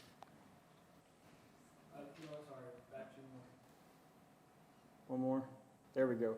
That is basically the change order. We are just pre-asking for it. Everything in red. From the green to the red. Encompasses, and roughly that it's only 100,000+ of it. The remaining 23 or 24 is going to be addressed in, when we pull a panel out, if they find that this section needs more subgrade treatment or it's slightly got wider, there's a little bit of contingency there, and those are inevitable to need minor adjustments. Okay. This is the bulk of what that contingency amount is to address.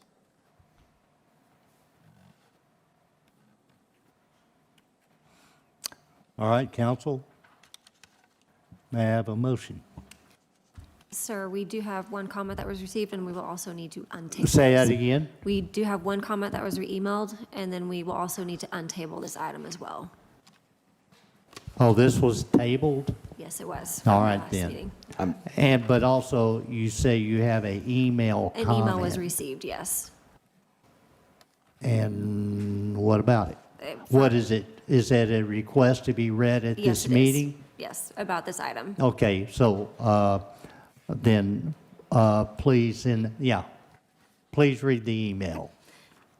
It says, I have a problem with patching the one area on Odessa Drive and the Brentwood Park. Excuse me, first give Sorry. their name and their address. It is Carol Clark, 117 Schreiber Drive.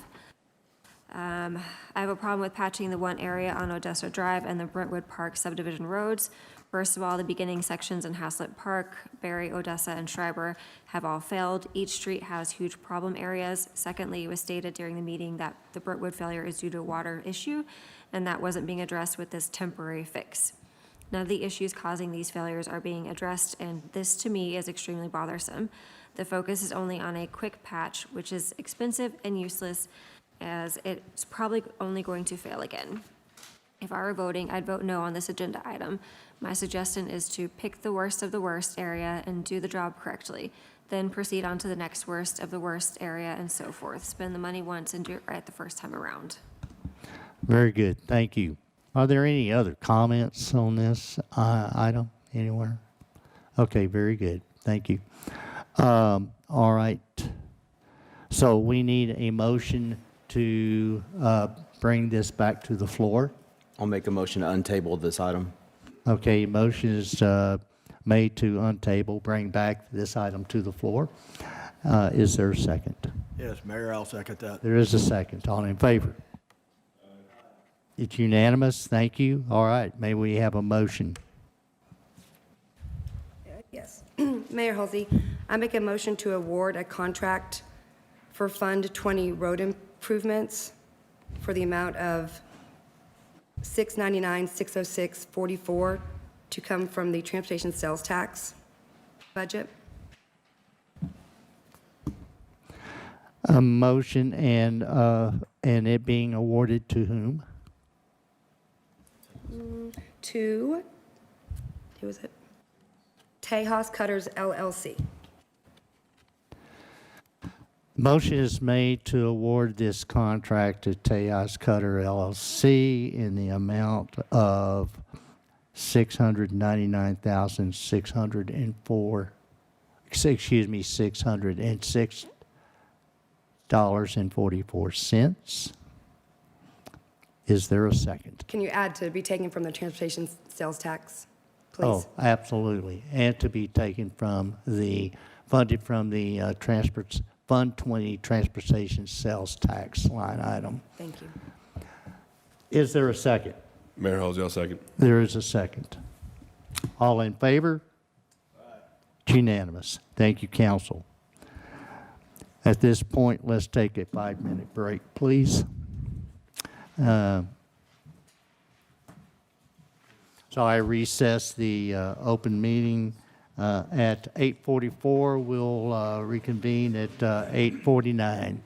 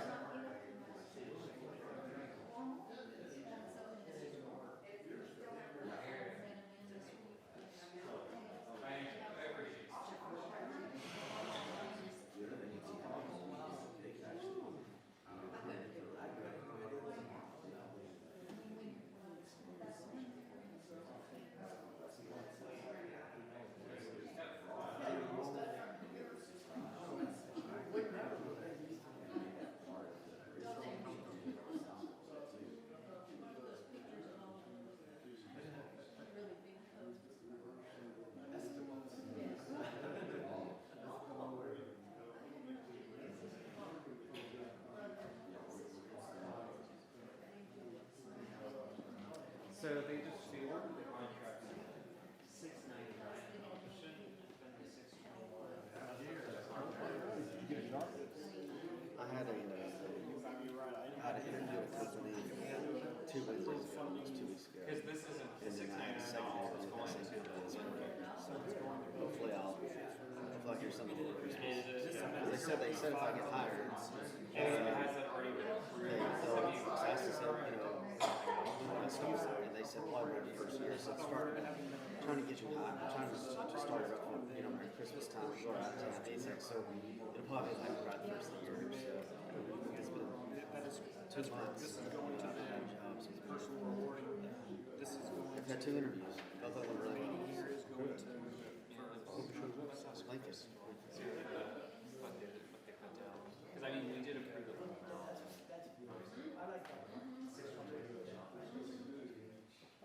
As long as we're not correcting. Yeah, 699. Okay. I thought the mayor read the 621, 106 when he did the.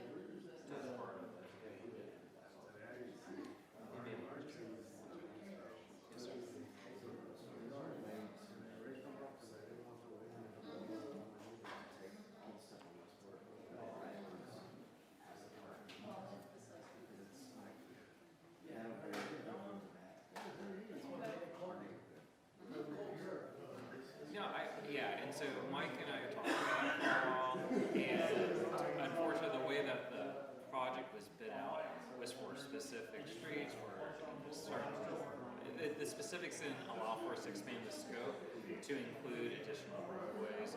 And again, like I said, the cost of it, we're constrained by the state procurement laws. We can only expand the scope of a project by up to 25%. And so the reason why they expanded it by the maximum is because they got such a fantastic bid from this one vendor that they had all this extra money. So they said, well, let's make sure we get as much work out of it as we can from them.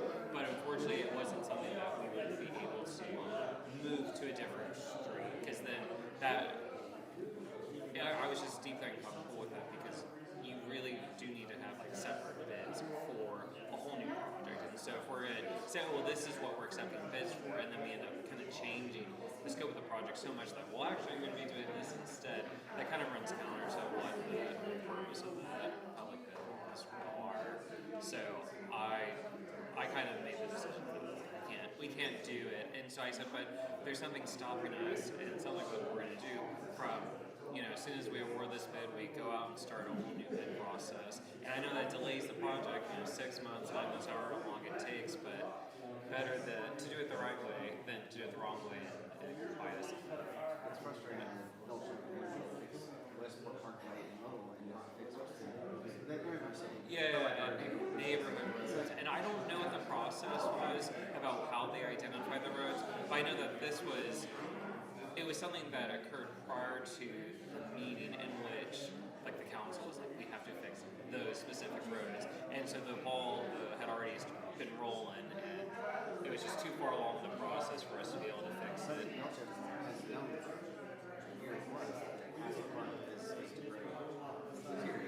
Yeah. And so I just kind of, they know about it every year. Before we made this, it was like 20. It's just kind of, that's what he was saying. I get that, and I don't know, because I'm not involved. I wasn't involved on the front end of it, but I hear it.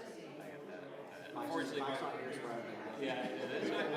But it was just like really important though that y'all do accept that contract, because again, otherwise it could.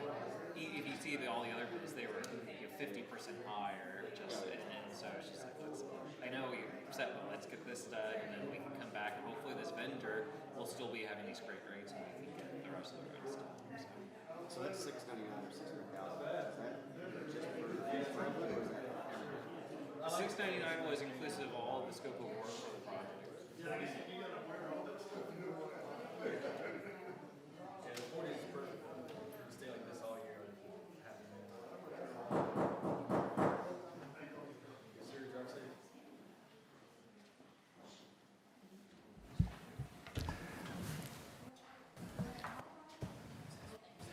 Mayor, Good evening. sorry. Before we move on to the next item, I just want to have us clarify the last motion for item. Let me open up the meeting, and then you can do that. I open up the open session meeting at 8:53 p.m. Mr. Page, you had a comment. Yes, from the item 8A, the total project cost is $699,606, which is what was the amount that was listed in the motion that was approved. But I would like us to clarify that the total amount that is being awarded to Tejas Cutters LLC is actually $621,106.44. The remaining balance is for miscellaneous engineering costs that won't be paid to Tejas. So if we could just redo the motion, essentially. If we All have right, a new where is, motion. bring up that letter. Is that pointed out in the letter there? Yeah, if you,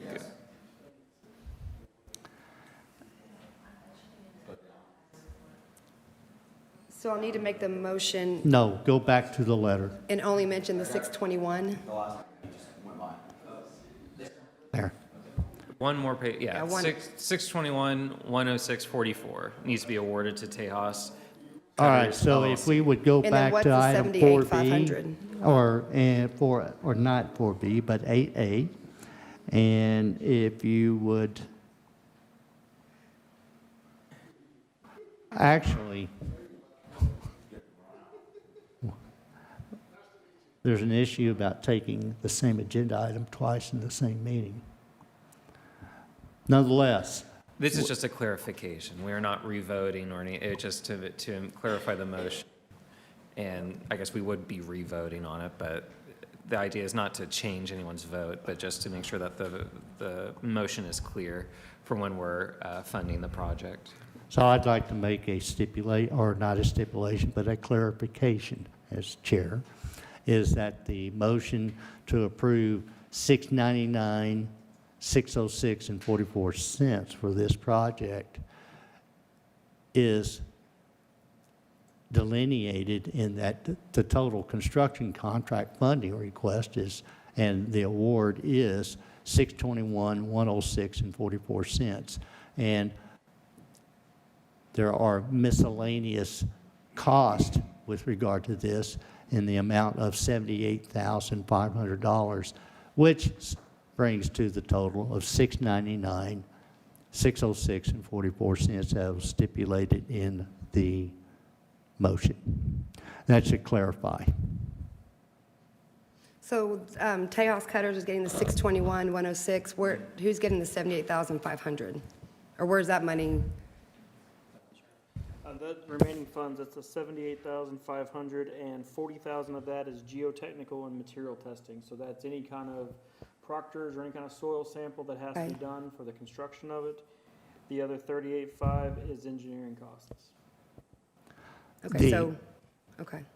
So I made the motion that Tejas Cutters gets the full 699, and that's incorrect, right? Okay. So do I need to make a motion again with the correct? I think we Or are we're fine? good on the clarification. Well, as long as staff understands the purpose and the intent of the motion. The staff and, yes, mayor does as well. And council? Okay, all right. Thanks for clarifying.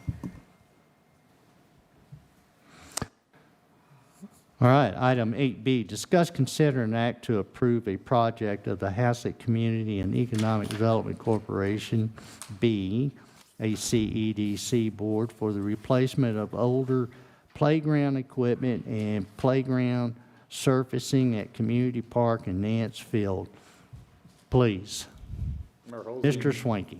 Mayor Holsey and members of the council, the Economic Development Corporation B Board actually put forward a project, and before a project that they can fund, it has to be turned into a project by the city council by passing a resolution. And what it is, it's for $500 maximum expenditure for park improvements. $500,000. Yeah, what'd I say? $500. Oh, a little bit more. $500,000. And actually, I could have afforded the $500 one.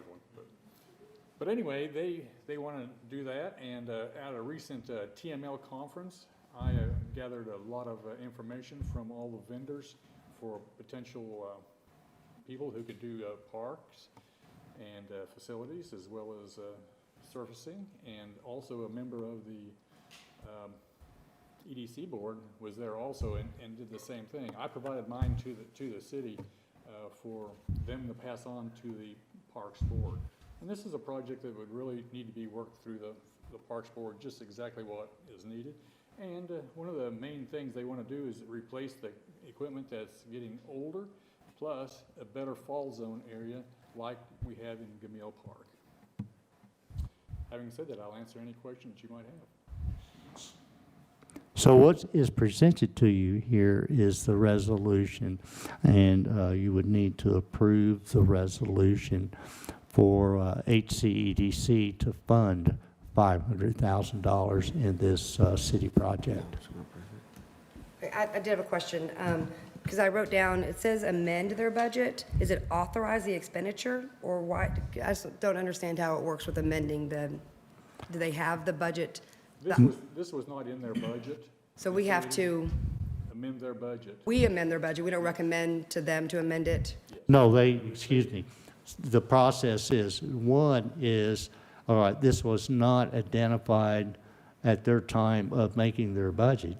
But, Correct. so the project, anything over $10,000 requires the city council's approval For their expenditure? for the expenditure, but at the same time, you have to authorize EDC to amend their budget. EDC Okay. will amend their budget in cooperation with the finance director. Okay. He's the bookkeeper for them. That's what I was just unclear on, because I knew they had their own budget.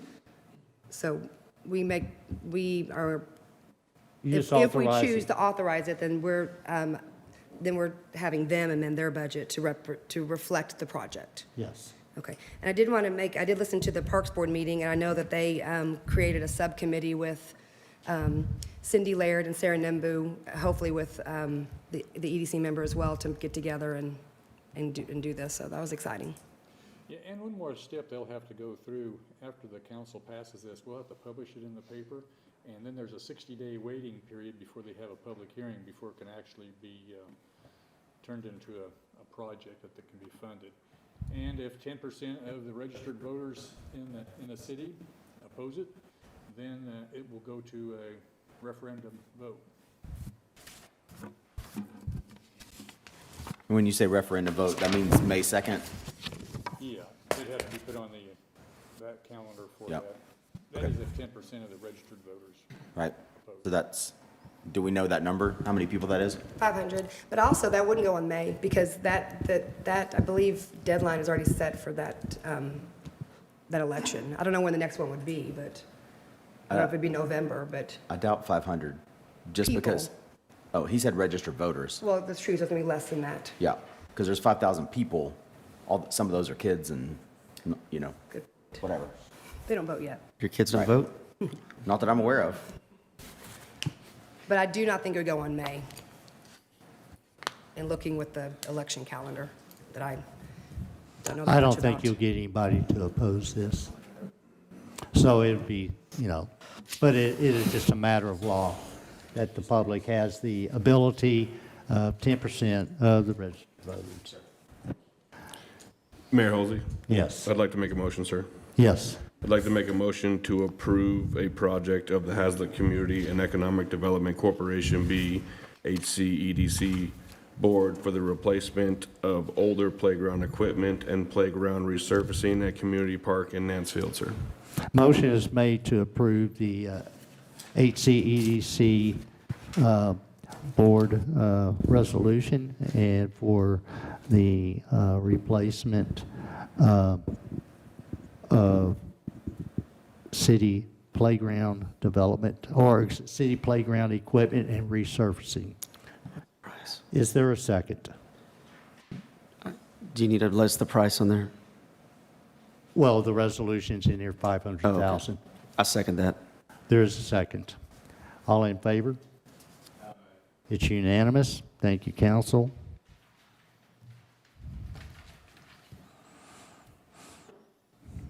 Item 8D, discuss, consider, act on an agreement to conduct a salary survey or salary and benefits survey and authorizing the mayor to execute the agreement.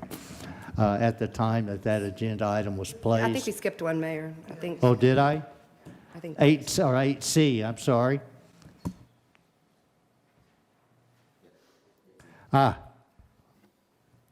Discuss, consider, and act to approve a project of the Haslet Community and Economic Development Corporation B Board for the reimbursement of initiation dues paid by the City of Haslet for the city to rejoin the Metroport Chamber.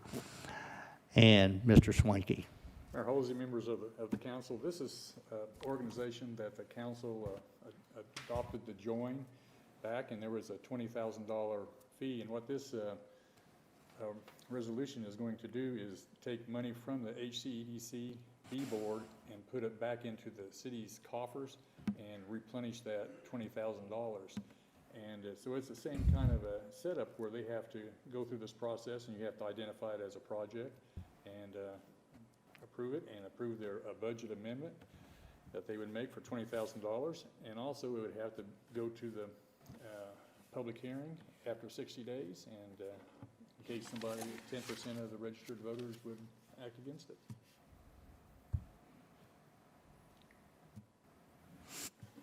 Mayor Halsey, Yes, I'd like to make a motion. please. I'd like to make a motion to approve a project of the Haslet Community and Economic Development Corporation B HCEDC Board for the reimbursement of initiation dues paid by the City of Haslet for the city to rejoin Metroport Chamber. The motion is made to, is there a resolution here? There it is. Very good. Does the resolution itself stipulate the amount? Pull the resolution up, please. Yes, it's line 3. There it is. Very good.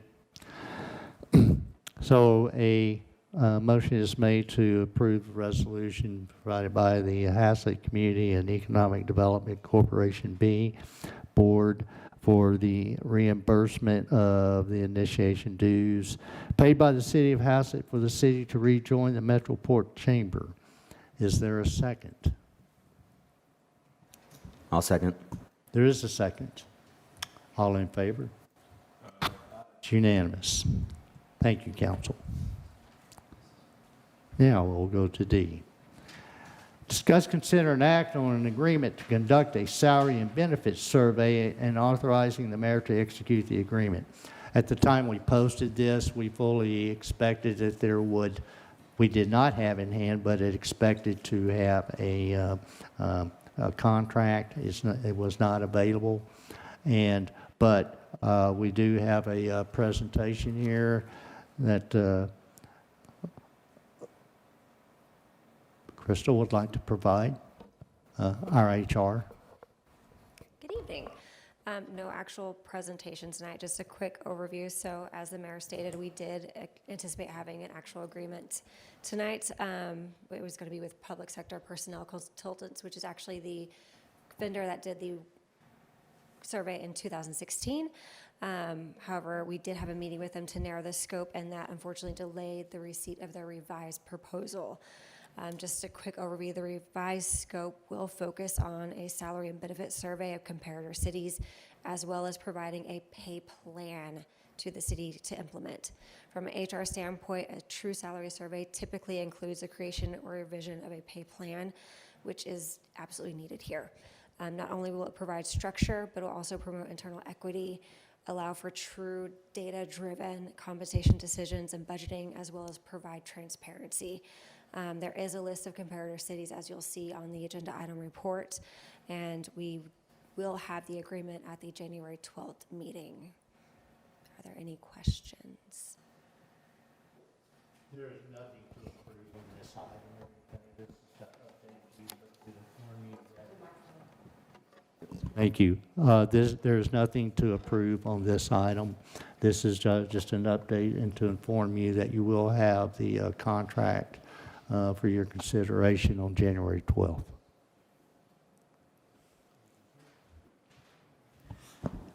Mayor, we do have a public comment. Please. This is from Carol Clark at 117 Schreiber Drive.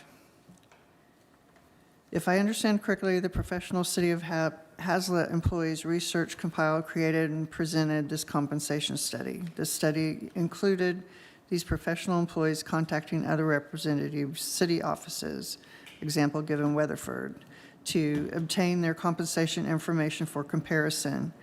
I believe I saw Councilwoman Morrow providing copies of it to all council members and the current mayor at this meeting via the online video. Again, if I understand correctly, the current mayor doesn't like the study his own professional staff produced, and he wants to pay an outside firm to redo this study at a cost between $17,000 and $25,000. And then he'll compare the results of the two studies. Sorry, but hogwash, this is a huge waste of our taxpayer dollars, and it's a huge slap in the face to the professional City of Haslet employees. Again, if I were voting, I'd vote no to the current mayor's idea to waste our tax dollars, paying an outside firm to recreate what's already been done. And I appreciate the time and effort my employees spent on this effort.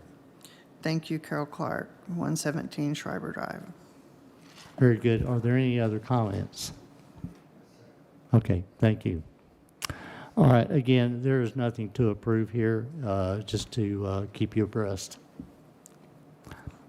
We go to item 8E, reconsideration of resolution XX 2025, a resolution repealing resolution 012-2022. In this, of course, you have had, and this has been given before, the mayor's statement of objections, but in addition to this is the, with information from TxDOT itself, is that they have not determined what this will be. They have not determined this will be 6 lanes. You know, just a matter of, in speaking with the North Central Texas Council of Governments, one of the senior people there, they looked at the TxDOT proposal of 6 lanes divided and said, that road does not need to be 6 lanes. 4 lanes would be more than sufficient. But what I'm weighing as presenting is this information here is current information, and I gave the link here, TxDOT Project Tractor. You can go and see individually. This is current information, and they have no proposal currently for any design, not stating any number of lanes. The as you can see, it's on there as far as a project status. This is the first time it is made on the TxDOT radar where they have what they call a 10-year plan. Well, this is the 10-year plus plan. So they are recognizing the fact that in 10 years or more, FM 156 will need to be improved, but they have not determined what that improvement is. Go to the second page. This is on their website. They estimate it's $170,500,000 nominal, and they would have the let date. That means the date they would go out for bid. They're estimating it to be in 2039. December of 2039. That's 14 years from now. So I would ask you to, in the reconsideration of this, is there's no need for this. So did it get added because it was repealed at our council meeting? Is that why it's all back on the schedule again? Say that again? Did it get added back to the project planner because it was repealed at one of our council meetings so that it could get going again? Did it get, Added back? You said it just got added back. This was the first time it's been added and that we actually have a project tracker. no. for it. No, no. So it just got added just curiously at the same time we repealed the other resolution? Right, in fact, Okay. when this was added, they took down a previous design that they had, which was 4 lanes with a raised median. So That they- so was that their 6 design for, but it was not on their 10-year plan.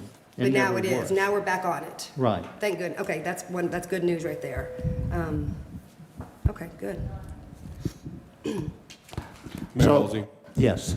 another question as well. So from what it sounds like, sir, it seems like TxDOT is now putting us on the discussion table for how they're going to start planning for us going forward. So in, you know, the spirit of that kind of thinking and thought and train that you laid so eloquently before us, sir, the resolution that you're asking us not to recall was actually a restrictive resolution. And the resolution that this council recalled was actually a resolution that prevented TxDOT, actually put them into a box that they could only go to a max of 4 lanes and 35 miles an hour through the city limits of Haslet.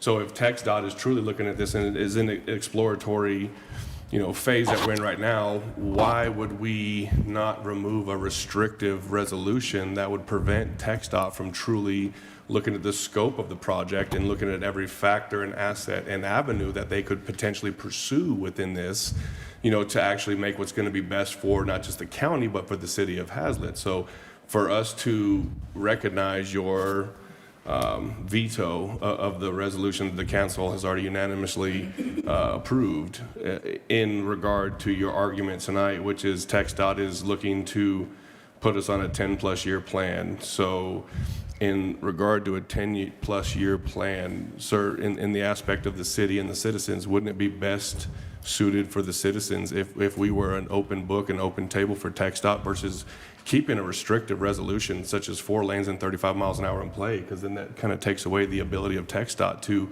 you know, further and truly explore the abilities to make this road the most efficient for our citizens. It would not restrict them.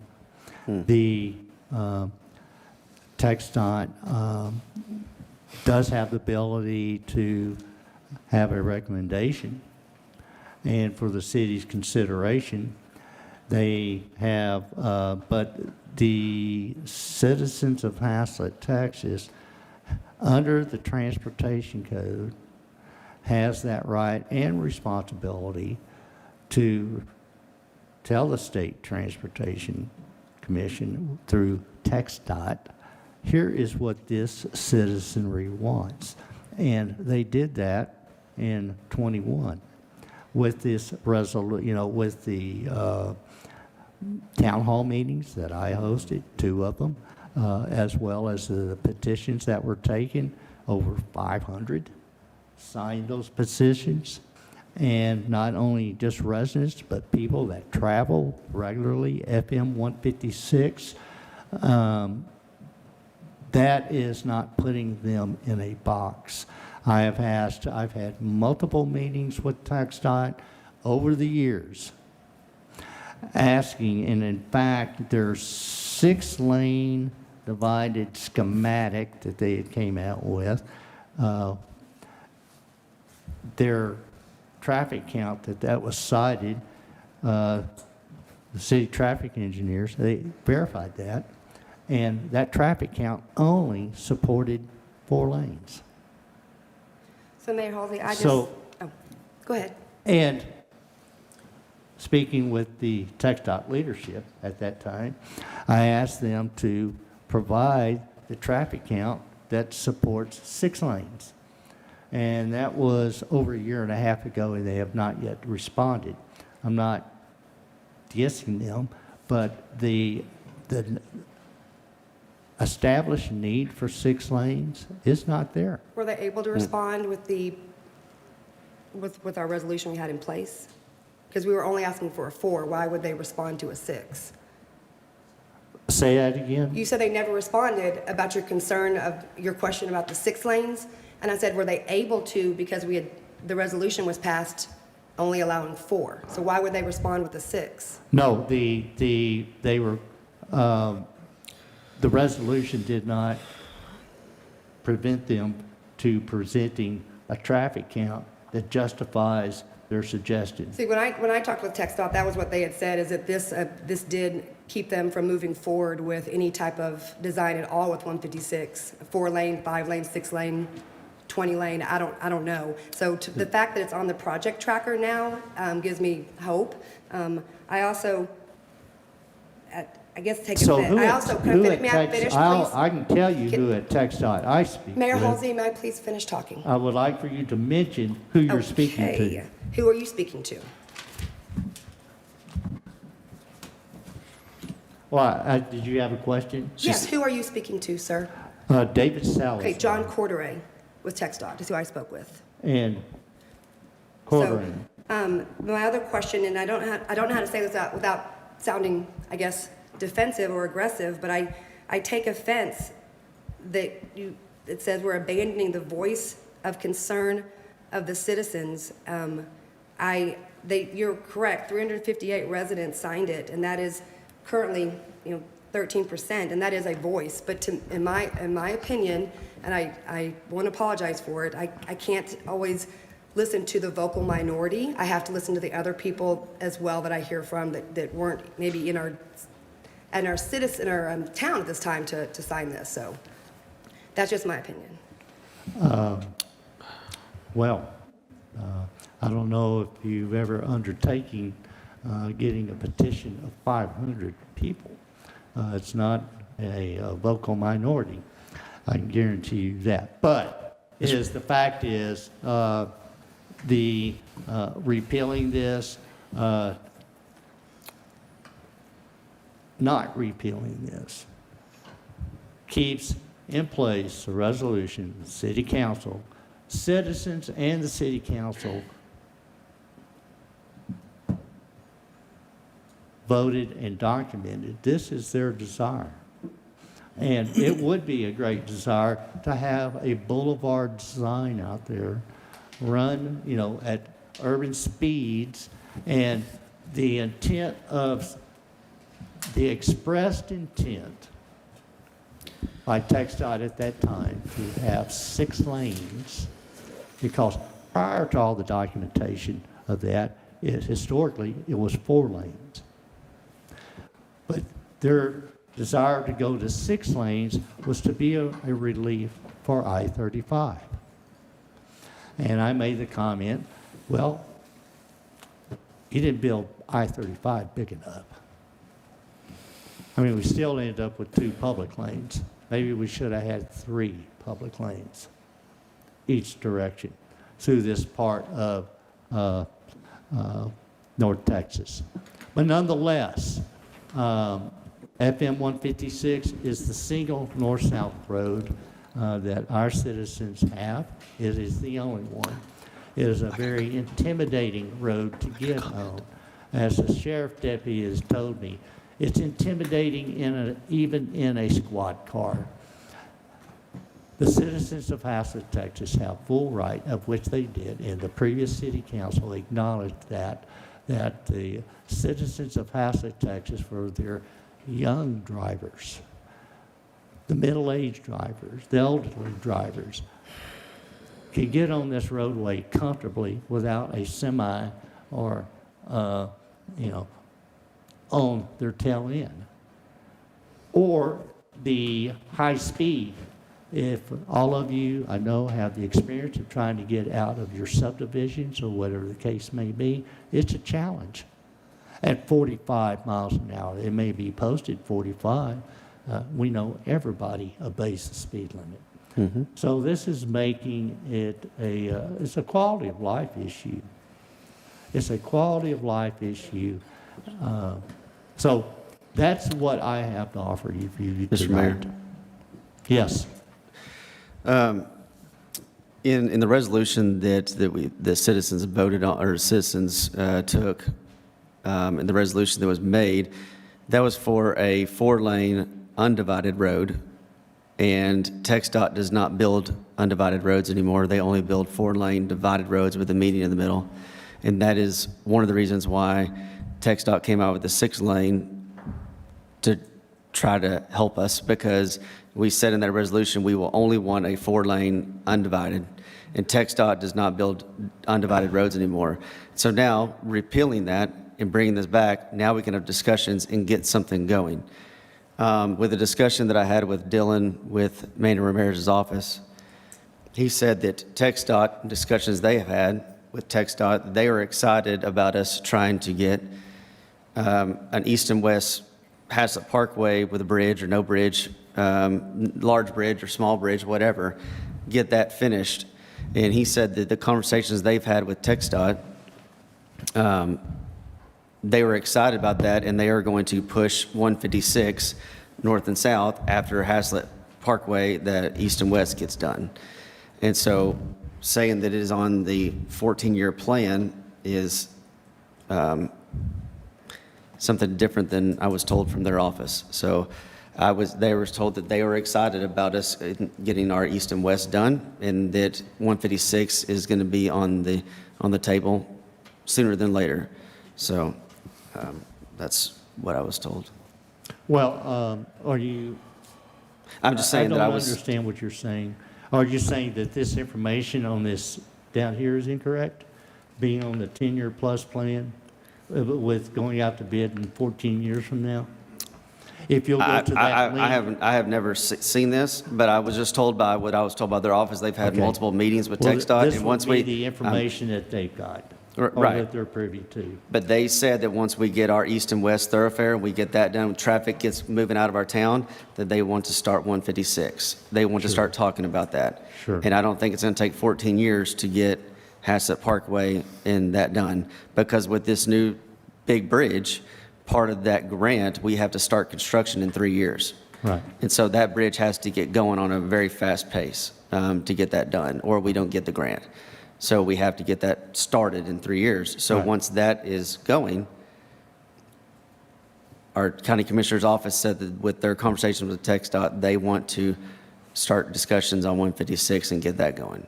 Right. But I know how you feel about them, so it's probably here nor there. I mean, I have no feelings. What are you talking about, how I feel about them? Them who? Well, I told you I don't know, a couple of meetings ago, a conversation I had with their office, and you said they were lying, so. No, you asked me if I thought they were lying. What my response was, no, I don't think they're lying, is that Commissioner Ramirez does not have all the information, which it turned out to be, because I met with him after that, very soon after that meeting, and I revealed to him the status of the bridge design submitted by, from TxDOT, and that the columns were sitting in the Burlington Northern Santa Fe right-of-way, and that's Burlington Northern Santa Fe rejected it. No, I did not say. Go listen to the meeting. You asked me if I thought they were lying. My answer was no, they are not lying. Manny Ramirez, nor anybody else that I know as the public official, lies or deliberately lies. Now, they just were not fully informed, and I made that statement, is that Commissioner Ramirez probably did not have the latest information, which turned out to be the fact. And they also said that plans do get denied, and then they can go back and change that. Just because that bridge design was denied, they can go back and fix it. It's not. And I need to bring you back to this agenda item. So, if you would, Mayor Halsey, I'd like to make a motion. Please, go ahead. Oh, go ahead. Did you have a comment? Yes. Go ahead. I've been waiting patiently. Please, go ahead. Mr. Mayor, thank you for bringing this back to our attention. It seems like there's some inconsistencies here, because I've heard you say multiple times that we're only here for our citizens. But then on this, you're talking about having a petition that was our residents and not our residents. And there are probably 10,000 people that would sign the petition today that don't live in Haslet. that would want to have this road expanded. But for me, it's not a matter of quality of life. Because for one thing, I'm curious, when you had your September transportation workshop, the only road you didn't show traffic counts for was 156. You showed traffic counts and projections for Haslet Parkway, for Intermodal, for Blue Mound, and Blue Mound by itself right now has 500 cars at peak, and by 2030 is going to have 2,000 cars at peak. So if Blue Mound is growing that fast, and it doesn't have as much traffic as 156 has, what is 156 going to have? Well, So- see, those traffic counts come from TxDOT, and I that's what I understand, asked TxDOT for. Hold on. But also, if we don't have our infrastructure right, we're not going to get our economic development right. You're correct. And in fiscal year 2020, our sales tax income was 1.9 million. In 2021, Let me ask you, is this germane to this item? absolutely. In 2021, it went to 2.5 million. Then it jumped in 2022 to 3.3 million. And it has not gotten back to 3.3 million since 2022. Right. It's not going to keep going up No. until we get our infrastructure correct. What you're reading and seeing there is, Ms. Lamb will attest to, is the increase in construction, the sales tax on that. And that's going away. It's It going is to go going away. down. And that's the scary part, is that it's going away. In the last 5 years, Fort Worth's sales tax revenue has gone up 60%. Sure. And not that long ago, I had a meeting with another local mayor, and their sales tax from 2008 to now has gone from $8 million to $27 million coming in. Right. We don't have any economic development hardly happening in Haslet because our roads are so bad and our traffic is so bad that literally we are known throughout the Metroplex as the place with the trains and the terrible traffic. I know that, you know what, we can talk about economic development and those specific issues that Mr. Swanky and I do regularly talk to developers on, and there are other, no one has brought up the two-lane roads, though that is what this North Texas area is plagued with. Well, But nonetheless, I need to get us back on this topic. I'm on that topic. And please make your point. My point is, if we don't continue to work on our infrastructure, if we don't continue to help, it's not just a traffic issue. It really comes back to economics. It really comes back to, if we don't get the infrastructure right, we can't have our development in our town, which means we have to continue to raise our property taxes, and we can't raise them fast enough to pay for our bills without the sales tax coming in. And if construction's about to go away, then we've got to do everything we can to bring in appropriate development into our town, and it has to start with the roads. Because businesses aren't going to build in Haslet until our roads are right. So if we are just now on our 10-year plan for TxDOT, what we need to be doing is lobbying TxDOT to see if we can move up the list, not telling them and thumbing our finger at them and saying, we are only going to approve this. We need to work with them to find solutions rather than tell them what we are or are not going to do. Oh, and we have, you can talk to city engineering and Kimberly Horn. We do work with them, and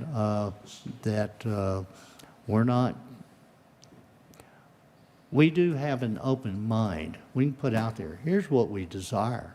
If they can legitimately show, now, well, here's the need. No, you need 6. You need 8.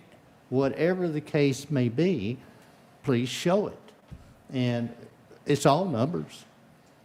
And they get those numbers from the North Central Texas Council of Governments. Where did you get all the numbers for the traffic studies for your September meeting? They were generated by Lee Engineering, who is a professional engineering firm, and that's all they do. But that was not from North Texas Council of Governments. That was your direction, correct? North Central Texas Council of Governments may or may not have data on Blue Mound Road. I'm asking if the information presented in September was from your direction.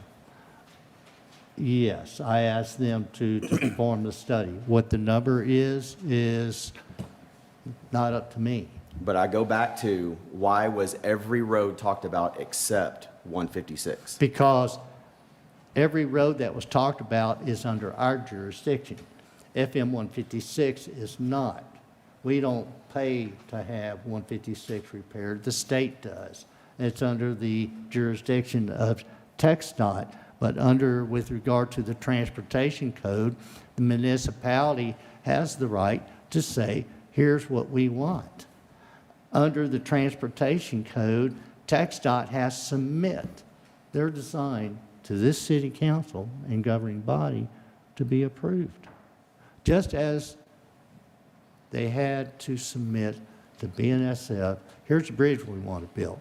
Well, that answer will be yes or no. And they had a design flaw. But City of Haslet in 21 was exercising its rights and the voice of the citizens of Haslet and the people who traveled FM 156. Yes, many of them didn't live here, but they traveled it. In that case, yes, if you travel this, and it was designated, it was delineated in the petitions. You probably have seen that information. Do you know what the population was in 2021? In Haslet, Texas, it was probably, I'm just guessing, maybe 2,500. Do you know what it is now? Approximately 5,000. So we've doubled in 4 years. Oh, absolutely. And I showed that in 2021 in budget meetings and projections and things. That's not news to me. Okay, so if... So I would ask with regard to this agenda item, do you have a motion? Yeah, I have a motion. Before we get to the motion, please. So what I find interesting about this whole thing with the resolutions, since this thing came up and we repealed that resolution, we've had more discussions about this in the last few months than we've had since those petitions were signed. And I will say, yes, I was at the church and signed those petitions. I didn't realize once all that was in place, TxDOT basically put us on the back burner. And there's been very little open discussions since. So now we repealed that, and now we're having more discussions. People on council have talked to various people with other cities, county commissioners, COGS. So we're having dialogue now. And that's what we need. This is a regional road. It's a state highway. It's not controlled by the City of Haslet. We all understand that. What we need is to get it improved so we can move people. Just as we got east-west projects in works, we're going to get Haslet Parkway. We're going to get a big bridge. We're going to get a little bridge. We're going to get something, and we're going to move people east to west. We're going to fix Bonds Ranch, and it's going to move. So I look at this as, if you do something that creates dialogue, then you're moving forward, and we don't need to go backwards. We've got to keep the dialogue going on this to get 156 fixed so we can be part of the Justins and the Blue Mounds south of us, so we have a regional road and we're moving people through. In my opinion, not talking to anybody else, my opinion is once we see Haslet Parkway getting moved, we see people engaged in that project, I think TxDOT, yes, I pulled up your TxDOT project tracker, great information there, tons of roads throughout the state. I also know TxDOT has the capability to fast track any project anywhere in the state at any time they want. And I also believe, in my opinion, this particular area, vastly known as planes, trains, and automobiles, is controlled by Hillwood. What Hillwood wants, Hillwood will help push, and here again, they're a viable partner in this area. They have the means to help push TxDOT, not only at the state level, but at the national level. And we know that. And that's what we need to keep this dialogue going that we've started. And that's why I think, we don't need to repeal this resolution. We've got to keep the dialogue going. We can't stop it now. Mayor Halsey? Yes. In that great speech that Mr. Horak said, I would like to approve Resolution XXX-2025, a resolution repealing Resolution 012-2022 to better further the prosperity of the City of Haslet. I will second that motion. The motion is made to approve Resolution XXX-2025, a resolution repealing Resolution 012-2022. Is there a second? I will second that. One question before we. There is vote a on- second. Any further discussion? Yes, I want to ask Jeremy, is this the right motion to not repeal the resolution? Yeah, so a motion, so the mayor has brought the resolution back for reconsideration. So essentially you all are voting on the resolution all over again, just like you did the first time. And so the resolution was previously adopted back in September, 5-0. And so if you want to keep the same vote, you would vote to approve the resolution once again tonight. Okay, thank you very much. It wasn't 5-0. I'm sorry, what was it? It was not 5-0. The was approved by the motion majority. and seconded has been made. Is there any further discussion? Not a call for the vote. All in favor? It's unanimous. Thank you, council.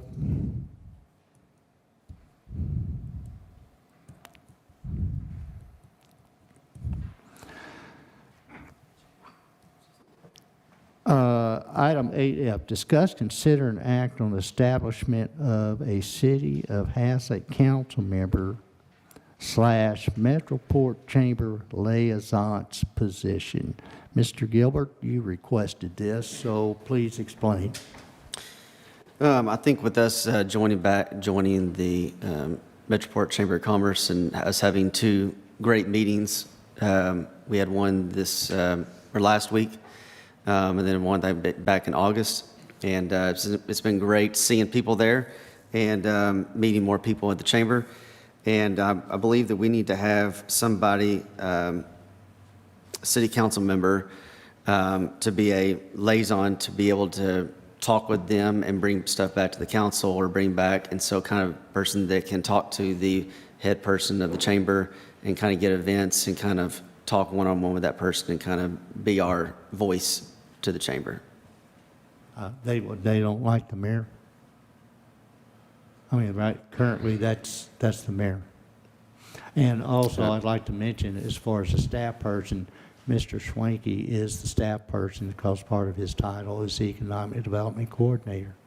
So on this very front end, yes, they have all their information. They'll be coming out with the new published data for all the municipalities. But from that point on, is Mr. Schwanke would take care of those day-to-day operations and communications. So you said, do they not like the mayor? How often do I'm you? asking. What'd you ask me? In fact, I just spoke with them last week and the week before, and as a matter of fact, today. I'm often in communication with either Miss Aldridge or Miss Askew. So is it against, something for us to have a city council member and also Mr. Swanky kind of talk to them, or is that? I mean, let me ask this, is the intent the city council member then comes back and directs staff to do something? City council members don't direct staff. I didn't say we were going to direct staff, did I? Well, I'm just asking. I'm asking what your intent is. I think to help us be more involved with the Chamber of Commerce. And Well, have you're somebody- free to go to any meeting and call. I have. talk I've been to to the last two meetings, and Good. I would like to get more involved. So, but I've been to the last two. You were not there at the last one last week. No, I wasn't, but I've been to all of them prior to that, that you weren't there. because we just joined, But regardless of the reason, you weren't there. I mean, if you're going to say, I wasn't there at the last meeting. Well, we just I joined a few months I had ago. this $80 million bridge I was working on. Well, that's my point. When I read this, I thought it might be a good thing to take off your plate with the $80 million bridge. When I read this, I thought, okay, this is a good idea. Maybe it would free up some time for you to focus on other things and have that liaison that could report back after attending meetings or I know at the last one, they said they really want to do they didn't call it a meet and greet. I'm trying to think what she called it, where they have local businesses and people, I think it was a meet and greet. So I know that was one thing she asked me that I was going to share with you, but I wrote down a few things when I read the packet. The biggest thing, like you said, was providing updates to council with you being, as busy as you just said. Serve as maybe a direct communication between council and chamber, or maybe strengthen, I don't know, Mr. Schwenke's going to start coming. That's great. Because everybody here works if it's a matter of. I'm sorry. We're just having a dialogue. Okay, well, can I finish, please? Right, there's a table that we can have set up for economic development, and they told us about that as well. And we can have city members be there, staff be there, or businesses, ones that are part of the chamber or not. So I thought that was interesting. So I read it and hadn't talked to Mr. Gilbert about why, but I like what he says. And then you kind of added to it with sometimes you're not able to attend all of the functions. Well, Mayor Halsey, if I may add to that, in my own, conversations with Ms. Aldridge, one of the reasons why I think Mr. Gilbert is bringing this before everybody is because the chamber members have made it apparently clear to these members of the council when we have gone to these events, sir, that they don't get the communication that they need per se. And when there's said, especially when we first initially joined the chamber again, there was documentation that they required from you, sir, and you ignored them. You didn't respond to them. So in their need of getting things done and established, sir, since this council unanimously approved to rejoin that, we would like that, if we say that our city needs to be a part of something, the face of our city should actually do his job and communicate with the people that this council said we should be a part of, sir. So the fact that Ms. Aldridge was reaching out in concern that she isn't receiving the communication that deemed necessary for us to be able to fully utilize the benefit of these events to the city of Haslet, to truly be a part of it, maybe get our people out there and have a front like the other cities do with all this such, sir. So the fact that your inability, because you are too busy with an $80 million bridge that hasn't been funded yet, to be able to handle all this. So we're going to take that off your plate, if you don't mind, sir, and put somebody who can be a liaison and actually get the Commerce Chamber what they need, Oh, well, I understand Ms. Aldridge's concern, but I did call them at the very beginning and told them that I would not be able to respond in their initial time request and why. And they go, okay, that's fine. And maybe they just didn't tell you that part. But nonetheless, what's your motion? Well, let's talk about it. Is anybody willing to do it? I don't know if that's something that one person would be better at doing versus another. I know you, Councilman Cruz, were a part of that kind of chamber before, so I don't know how you feel about that. Or, I obviously, would. Zach, you want it? Do what? Please understand that, who's the point of contact? Mr. Schwenke, or you're just? Right, so Mr. Schwenke would be the staff. Or are you, a council person, will be the point of contact that you can take during your workday? I know the next chamber, the next meeting's in February, is that correct? State of the city addresses, yes. So that's the big one. Mm-hmm. And you're going to give a speech there, correct? Yeah. Oh,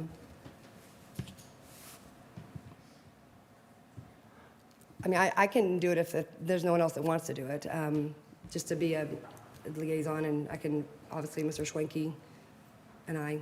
Chris, do you have experience of being on it? You said you worked at the chamber before. Well, I was in their leadership class. I'm willing to do it if no one else wants to, but if you want to do it, take it. Well, and just to clarify, I think council, just for all of us to be on the same page, I think you all are referring to when we're referencing somebody from the council being on there, it's not in regard to speaking for the city, as that's not able for us to do that per se. It Just would be getting them almost the like information they need. A carbon copied on anything associated with this from correspondence between the commerce and the city, I think would be fair to give you an oversight, for lack of better words, an oversight of the communication between the Chamber of Commerce and the City of Haslet, since there's been an issue of that from, brought to our attention by Ms. Aldridge. I'm not aware of that issue. Anything that you've been gotten, any invitation has gone out to the council members as well. She's been very diligent about copying the council members. But nonetheless, please proceed. I don't think that this liaison is supposed to take the place of Mr. Swank. I think this is if we hear something or we can contact him and talk to him about it. And I don't think this is something we're trying to step over his shoes and take him out of the situation. I think this is just something because I don't think he is able to go to the meetings. And so I think this is something that we can talk to him and about things that are going on also. I think it's just more help and communication. Well, good. So I don't know why it's a Good. problem. Good. But Anybody have a motion? I'd like to make a motion to elect Chris Crothers as the City of Haslet Councilmember Metroport Chamber Liaison position. A motion is made to appoint Chris Carruthers as the Metroport Chamber of Commerce liaison for the City of Haslet. Is there a second? Mayor Halsey, I'll second that. There is a second. All in favor? Aye. It's unanimous. Congratulations, Chris. Item 8G, discuss, consider, and act on a request from the Park Board to have a public works staff in attendance at Park Board meetings. I've seen this, and I know that the Park Board has requested that several times, and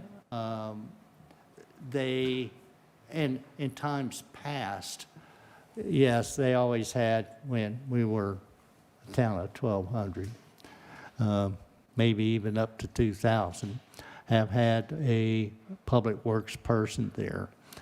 But I would bring to your attention is that these public works person, we're probably looking at a Mr. Tucker or Mr. Lepper, and they work a 10-hour day easily. And then or at least 8 when they're lucky, and then to come here and sit through a 2 or 3 hour meeting. And for what reason? In case the Park Board has a question. So what I submit is that the Park Board should be prepared for its meetings and, I have questions for Public Works. Can we do X, Y, Z, or what would this take? And that call can be made they meet once a month, and that can be made in between that time, but it takes planning on their part. So Mayor Halsey, this was part of the agenda item that I requested, and at the last council meeting, you apologized for my agenda item not being placed on the packet, said there was confusion. So is there a reason why my agenda item was not placed on the packet tonight? Which item? The one I emailed about the Parks Board, their recommendations to City Council. This was one of them. This was the fourth one in the email that was sent, but the other 3 were not put on there. Or my one item, sir, that you left off this agenda. Okay, in addition to. We'll address that here in a moment, but we're on this one item here. Do you have any recollection of that, Jeremy? Well, I was just going to say this item, your question is not related to this item. Those 3 other items are on the Friday special meeting, and so if you have questions about why or they were not. But this email, this one was the 4th reason on my email. Mm-hmm. On the agenda that I requested, the Parks Board made 4 recommendations, and all my agenda item was to bring the Parks Board recommendations to tonight's meeting. That was it. Bring their 4 recommendations to the meeting. And 1 is on here, why not the others? because there was one agenda item. Well, probably because we took it that those were 4 different items. That you could have sent me an email and asked for clarification. Once again, if there was confusion, I emailed on 11/29. I followed up on 12/10. I never received a response. So I go back to either I am just the world's worst requester of agenda items, or there's a discrimination, a blatant refusal of putting my items on there. And really, when it came from another board, kind of is a little added extra, disrespect. But I would just, why were they not put on, is my question, I guess. I would have to review that tomorrow. And then I'll receive an email from you tomorrow with the explanation, I please? will give you an explanation. Okay. If you'll make note of that, please. I'm making note of it on mine, but we have a after-action report after city council meetings of what we need to do to follow up for. So no reason, okay. So I'm gonna argue, as someone that was on the Parks Board for over 18 years, it was vital that Mr. Rogers or Mr. Tucker were there, because questions came up. We were prepared, very prepared for our meetings, but sometimes things were brought to our attention. Public citizens came up and asked us questions, or we needed to know about what something might cost, or is this possible to be done? As you said, it's only once a month, and I don't know if Mr. Tucker could work out some sort of rotation, so it doesn't have to even, I don't think, be the same public works staff. But it's just, they know so much. They're so educated and professional when it comes to the parks, when it comes to the fields, when it comes to what they need to do to do their job as a Parks Board. And so if they're asking this, I think it's important that we try to give them what they need to do their job. Understood. Do you have a motion? Yeah, I'd say, back in discussion with this is, I was looking at this a while back, and we're trying to get this park board agenda back the way it used to be, where park board advises, looks at, discusses city parks. That group is not just an event planner group that it's been turned into in the last 2 years. It's a total disgrace of those people and their time to sit there and think that's all they're capable of doing. Okay, that was as Councilmember Morrow pointed out, she, back in the day, they discussed each of the parks, what's needed at the parks. My wife has been on the park board back when we had all the parks, and they discussed, do we need swing sets? Do we need park benches? Do we need covers? What do we need at the parks? Not how many Easter eggs do we need to buy? But that's in the last 2, maybe 3 years. That's what they've been turned into. And we got to get back to where that group works with the city parks. And the reason we need somebody from Public Works there, and you want a prime example, look at this gosh dang Memorial Garden. You talk about a total cluster. I don't know, it's been going on at least 2 years. And I think the words to Park Board was, Park Board, you need to go out and get quotes. It's not Park Board job to go get quotes. That's what Public Works is there for, because they know what is needed by state law to go get viable quotes for projects. That's why you need professional people in those meetings. And that's what this needs to be rolled into, the whole revamp the park board, which I believe Councilman Morrow wanted on the agenda. So this is just one piece of the project. That's why we're kind of going about this backwards, but let's take a piece at a time. Let's get that piece put in, and let's get this thing moving and get the park board back to functioning like a park board should. That's what those people are there for. Thank you very much. Well, good. I know that Mr. Tucker would not have told them. I have never told them that they go get their own quotes. It's always been a wrestle that, such as the Memorial Garden, is to produce a design, and finally that's happened under Mr. Fiedler's and leadership on the park board. They have got a design, and that has gone out. The construction drawings have been produced, and that'll go out to bid. And that's not, you're absolutely right. It's not planning and zoning, or not planning and zoning, but the park board's responsibilities, or any board's responsibilities, to go get quotes. That's right. And No, 100% you're right about that. And James Tucker had some very good opinions about what could and could not be done, but it was after this thing had been going back and forth. I mean, you even had 2 different landscape architects tell you there was no need to go out and get a landscape architect, but we still fished around and found a third that would agree to take our city's money. So this is such a small project. This is just the epitome of what's happened now. We should have been celebrating Memorial Day with the brand-new Memorial Garden this last year, and it's still not there. I got doubt that it's going to happen this next year. So we need to get this park board fixed and fixed right. All right, good, good. All right then. So somebody make a motion, we get this thing rolling. Mayor Halsey, I'd like to make a motion. Sure. I'd like to make a motion to approve a request from the park board to have public works staff in attendance at park board meetings. Motion is made to approve a request for the park board to have a public works personnel in attendance. Is there a second? I'll second that. There's a second. All in favor? It's unanimous. Thank you, council. All right then. Excuse me. The item 9, executive session, the city council reserves the right to adjourn into executive session during the course of the meeting to seek legal advice from its attorney regarding any item on the posted agenda as authorized by section 551.071 of the Texas Government Code.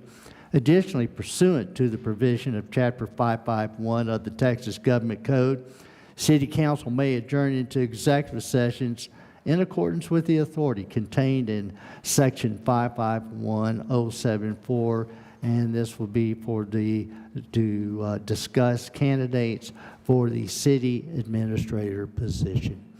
So I adjourn, or I recess the open session here at 10 p.m. If we will meet in the boardroom at 10:10, 10 minutes, we will convene the executive session at that time. Thank you, council.